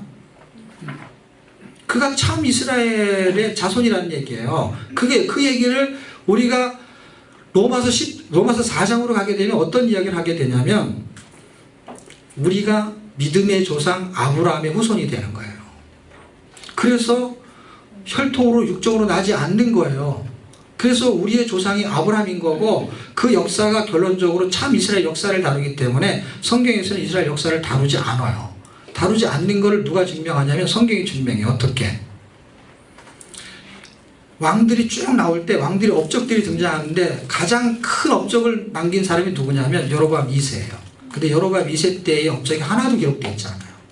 그리고 뭐라고 써있냐면 그의 업적은 역대지락에 기록하였느냐 이렇게 써있어요. 왕 나올 때마다 반복해요. 역대지락에. 그거는 그들의 이스라엘 역사책에 기록해놨다는 거예요. 그럼 성경은 뭘 쓴 거예요? 하나님의 말씀대로 살았는지 안 살았는지만 쓰고 있는 거예요. 그러니까 열왕기상이 흘러가는 이야기는 다윗의 길인지를 찾는 거예요. 다윗의 길. 열왕기 하에서 흘러가는 거는 그 시가 다윗의 시의 족보로 흘러가는지를 쓰고 있는 거예요. 그 두 줄기가. 그런데 왕이 많이 나오는 사람들은 복잡하다고 생각합니다. 그런데 절대로 복잡하지 않습니다. 지금 있는 내용도 굉장히 쉬운 거거든요. 이게 삼각형 두 개가.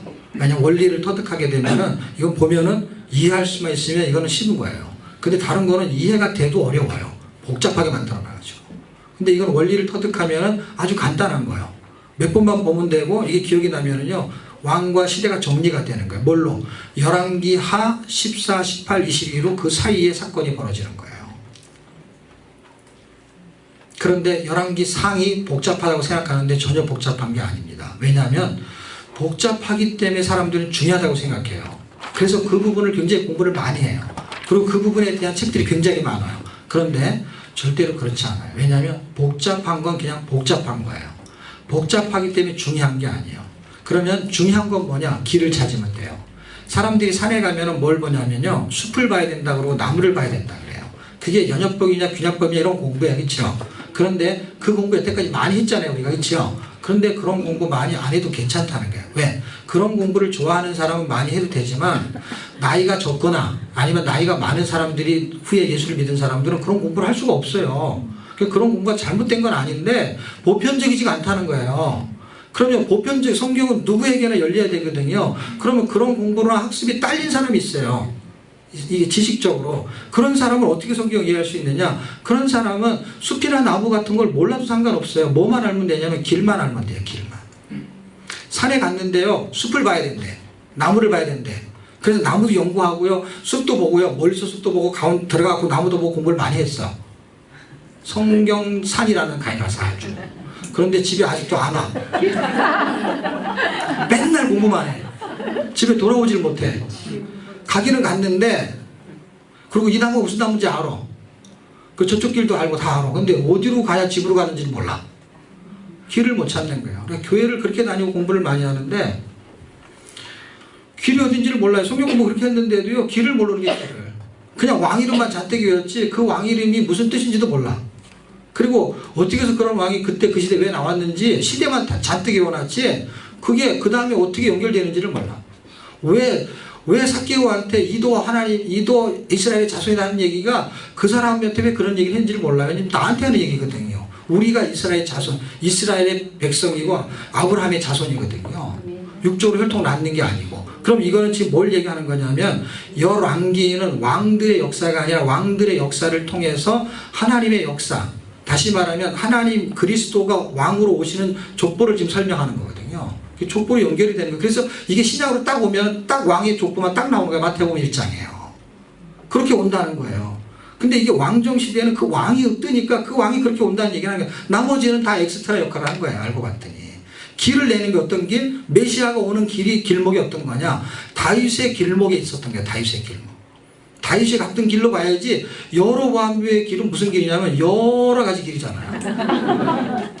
다윗의 길은 뭐예요? 다 위치잖아요. 다 올 위로 가라는 거예요. 여러분 잠언에 보면 뭐라고 쓰였냐면 사람들이 음부 밑으로 내려간다는 거예요. 근데 하나님을 발견한 사람은 그 길에서 위로 향한 길을 간다고 써있어요. 윗길로 간다고 써있어요. 근데 하나님이 원하는 건 다 윗길로 가기를 원하는 거예요. 그게 다윗의 길이에요.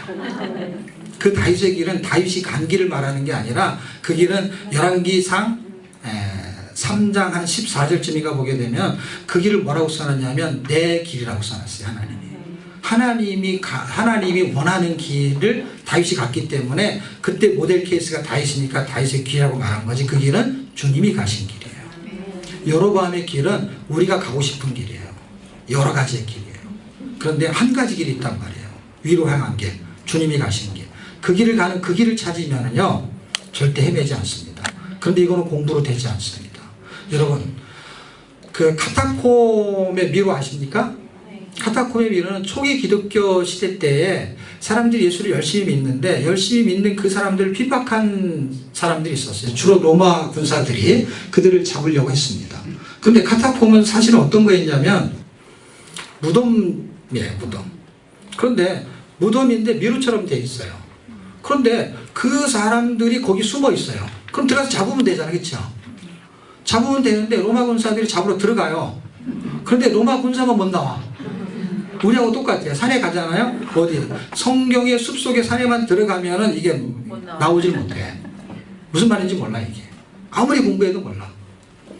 그런데 그 미로에 들어간 사람 중에 그 초기 기독교인 중에 그 미로에 들어간 기독교인들은요 들어갔다 나왔다 들어갔다 나왔다 해요. 그들은 지도를 만들어서 들락날락할까요? 아니거든요. 그 사람들은 거기서 살았던 거고 밖에 있는 사람들은 겉에서 공부만 한 사람들이에요. 우리 같이 공부만 하게 되면 성경 속에 들어가면 절대로 못 찾아 나와요. 이게 무슨 말인지 몰라요. 그냥 공부만 하는 거예요.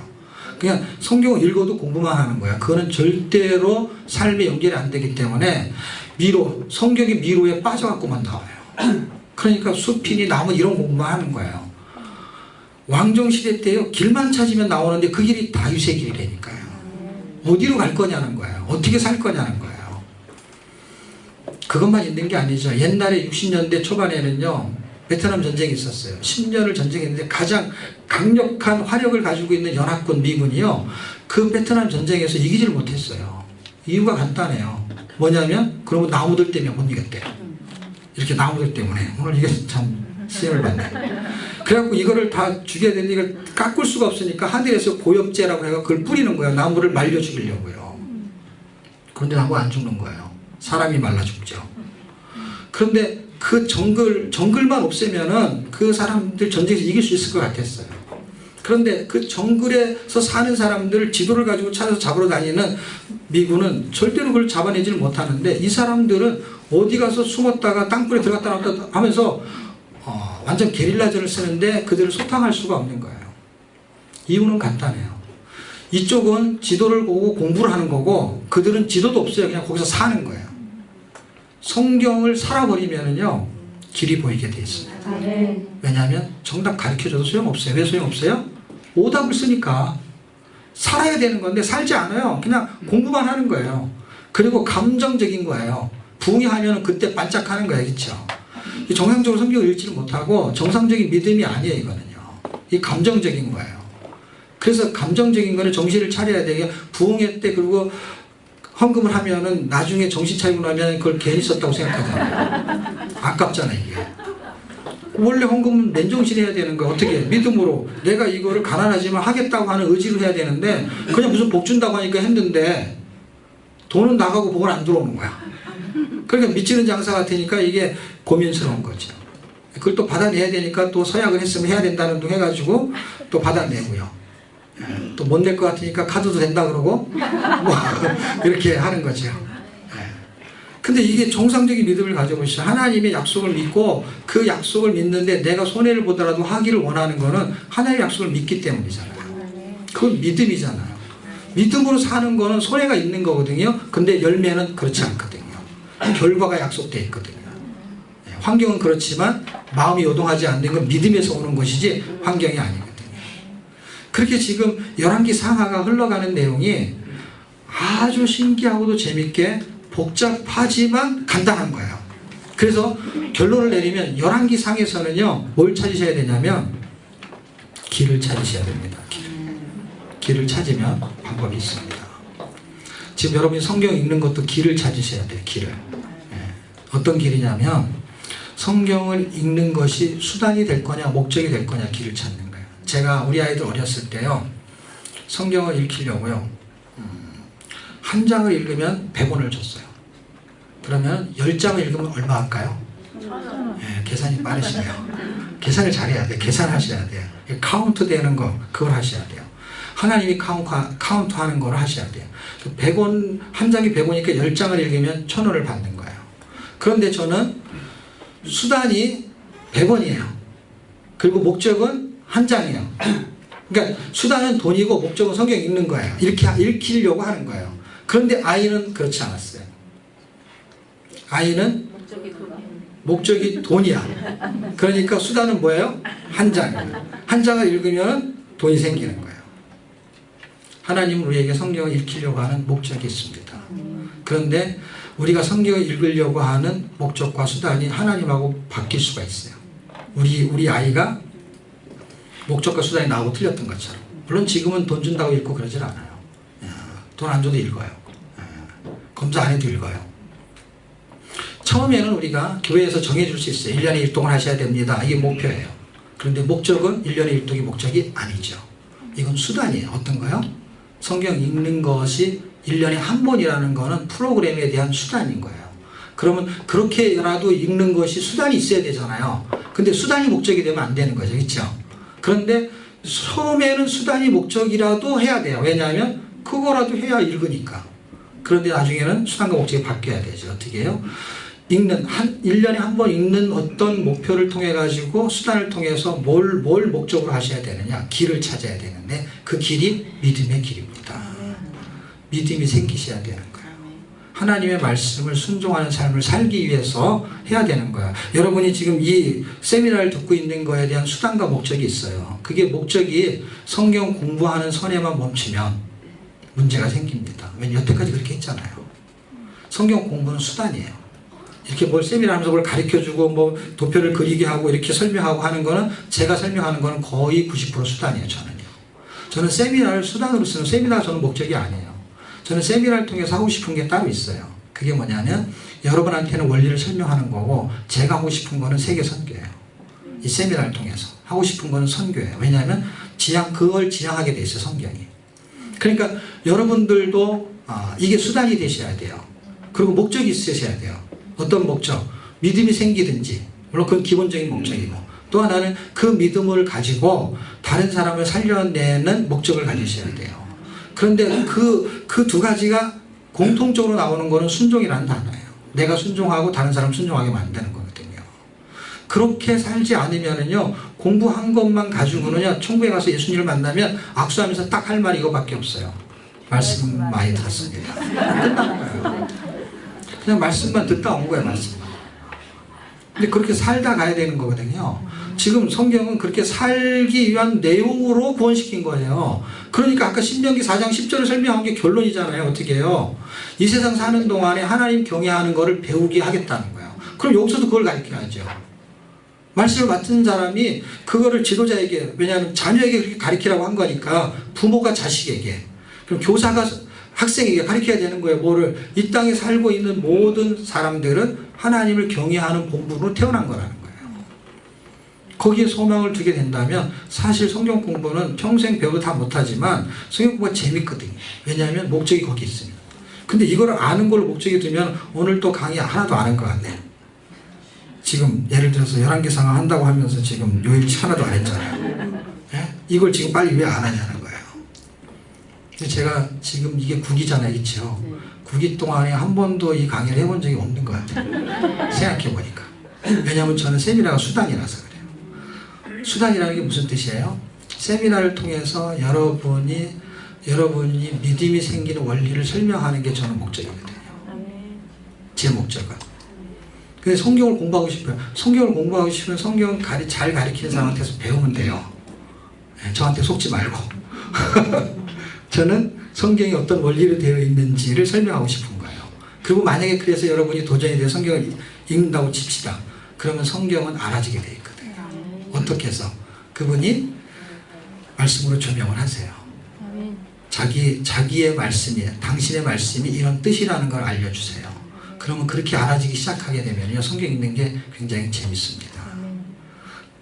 제가 다 해주지 못하는 거를 제가 언제 하려고 하냐면 강사 과정에서 하려고 해요. 그래서 강사 과정을 지금 준비하고 있고요. 할 수만 있으면 아마 기독교 매체하고 같이 할지도 몰라요. 그 강의안들을 준비하고 있는데, 그러면 저는 PPT를 다 줘요. 그 다음에 제가 강의했던 내용을 다 녹취해요. 그리고 제 강의는 이미 오픈되어 있어요. 예를 들면 유튜브에 가면 제 강의가 일기 이렇게 다 떠 있어요. 돈 주고 안 배우셔도 돼요. 왜냐하면 어떻게 보면은 일기 때는 지금의 내용보다 훨씬 더 많은 내용을 강의했어요. 책에 있는 대로.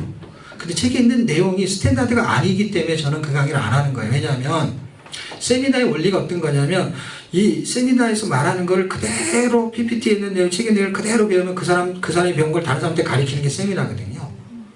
그런데 그게 100% 정확한 게 아니거든요. 왜냐하면 그런 원리를 배워야 되는 거거든요. 그런 영성을 배워야 되는 거거든요. 왜냐하면 거기에 하나님의 영성이 담겨져 있는 거거든요. 왜 성경을 저 사람은 읽었고, 왜 성경을 읽히려고 하고, 그리고 하나님은 그걸 정말 원하시는지를 찾으셔야 돼요. 하나님이 원하시지 않는 일을 할 필요가 없는 거예요, 우리가. 저도 그렇고 여러분도 그렇고.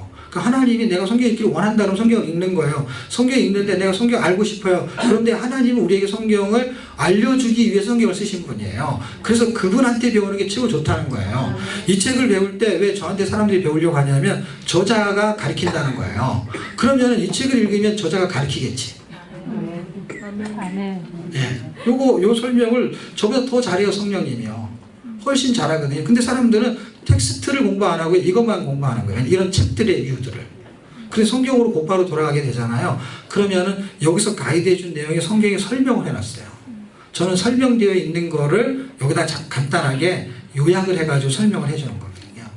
근데 그 설명이 우리가 강의해야 될 어떤 90분 안에 한 주치도 설명하기가 어려울 만큼도 분량이 많은 거예요, 사실은. 그렇기 때문에 그거 하기도 급급한데 이 얘기를 왜 하냐면 그렇게 급급하게 하다가 공부도 다 못하면서도 뭘 놓치냐면 원리를 깨달을 수가 없어요. 그러면 계속 배우는데도 다 못 배워요. 다음에 또 들어도 못 배우고 또 들어도 못 배워요. 그런데 여기서 제가 말하는 거에 인사이트를 하나만 가지시게 되면은요, 원리를 터득하게 되면은요, 이거는 다음에 들 때 달라요. 왜 다르냐면 이게 알 수 있는 키를 찾게 돼요. 그때부터. 성경이 말하는 구조가 있거든요. 그게 보이기 시작하게 되면요, 성경을 읽는 것이 얼마나 재미있다는 것이 자기가 이제 느끼는 거예요. 그래서 저는 그런 방식으로, 왜냐하면 저는 그렇게 성경을 읽었거든요.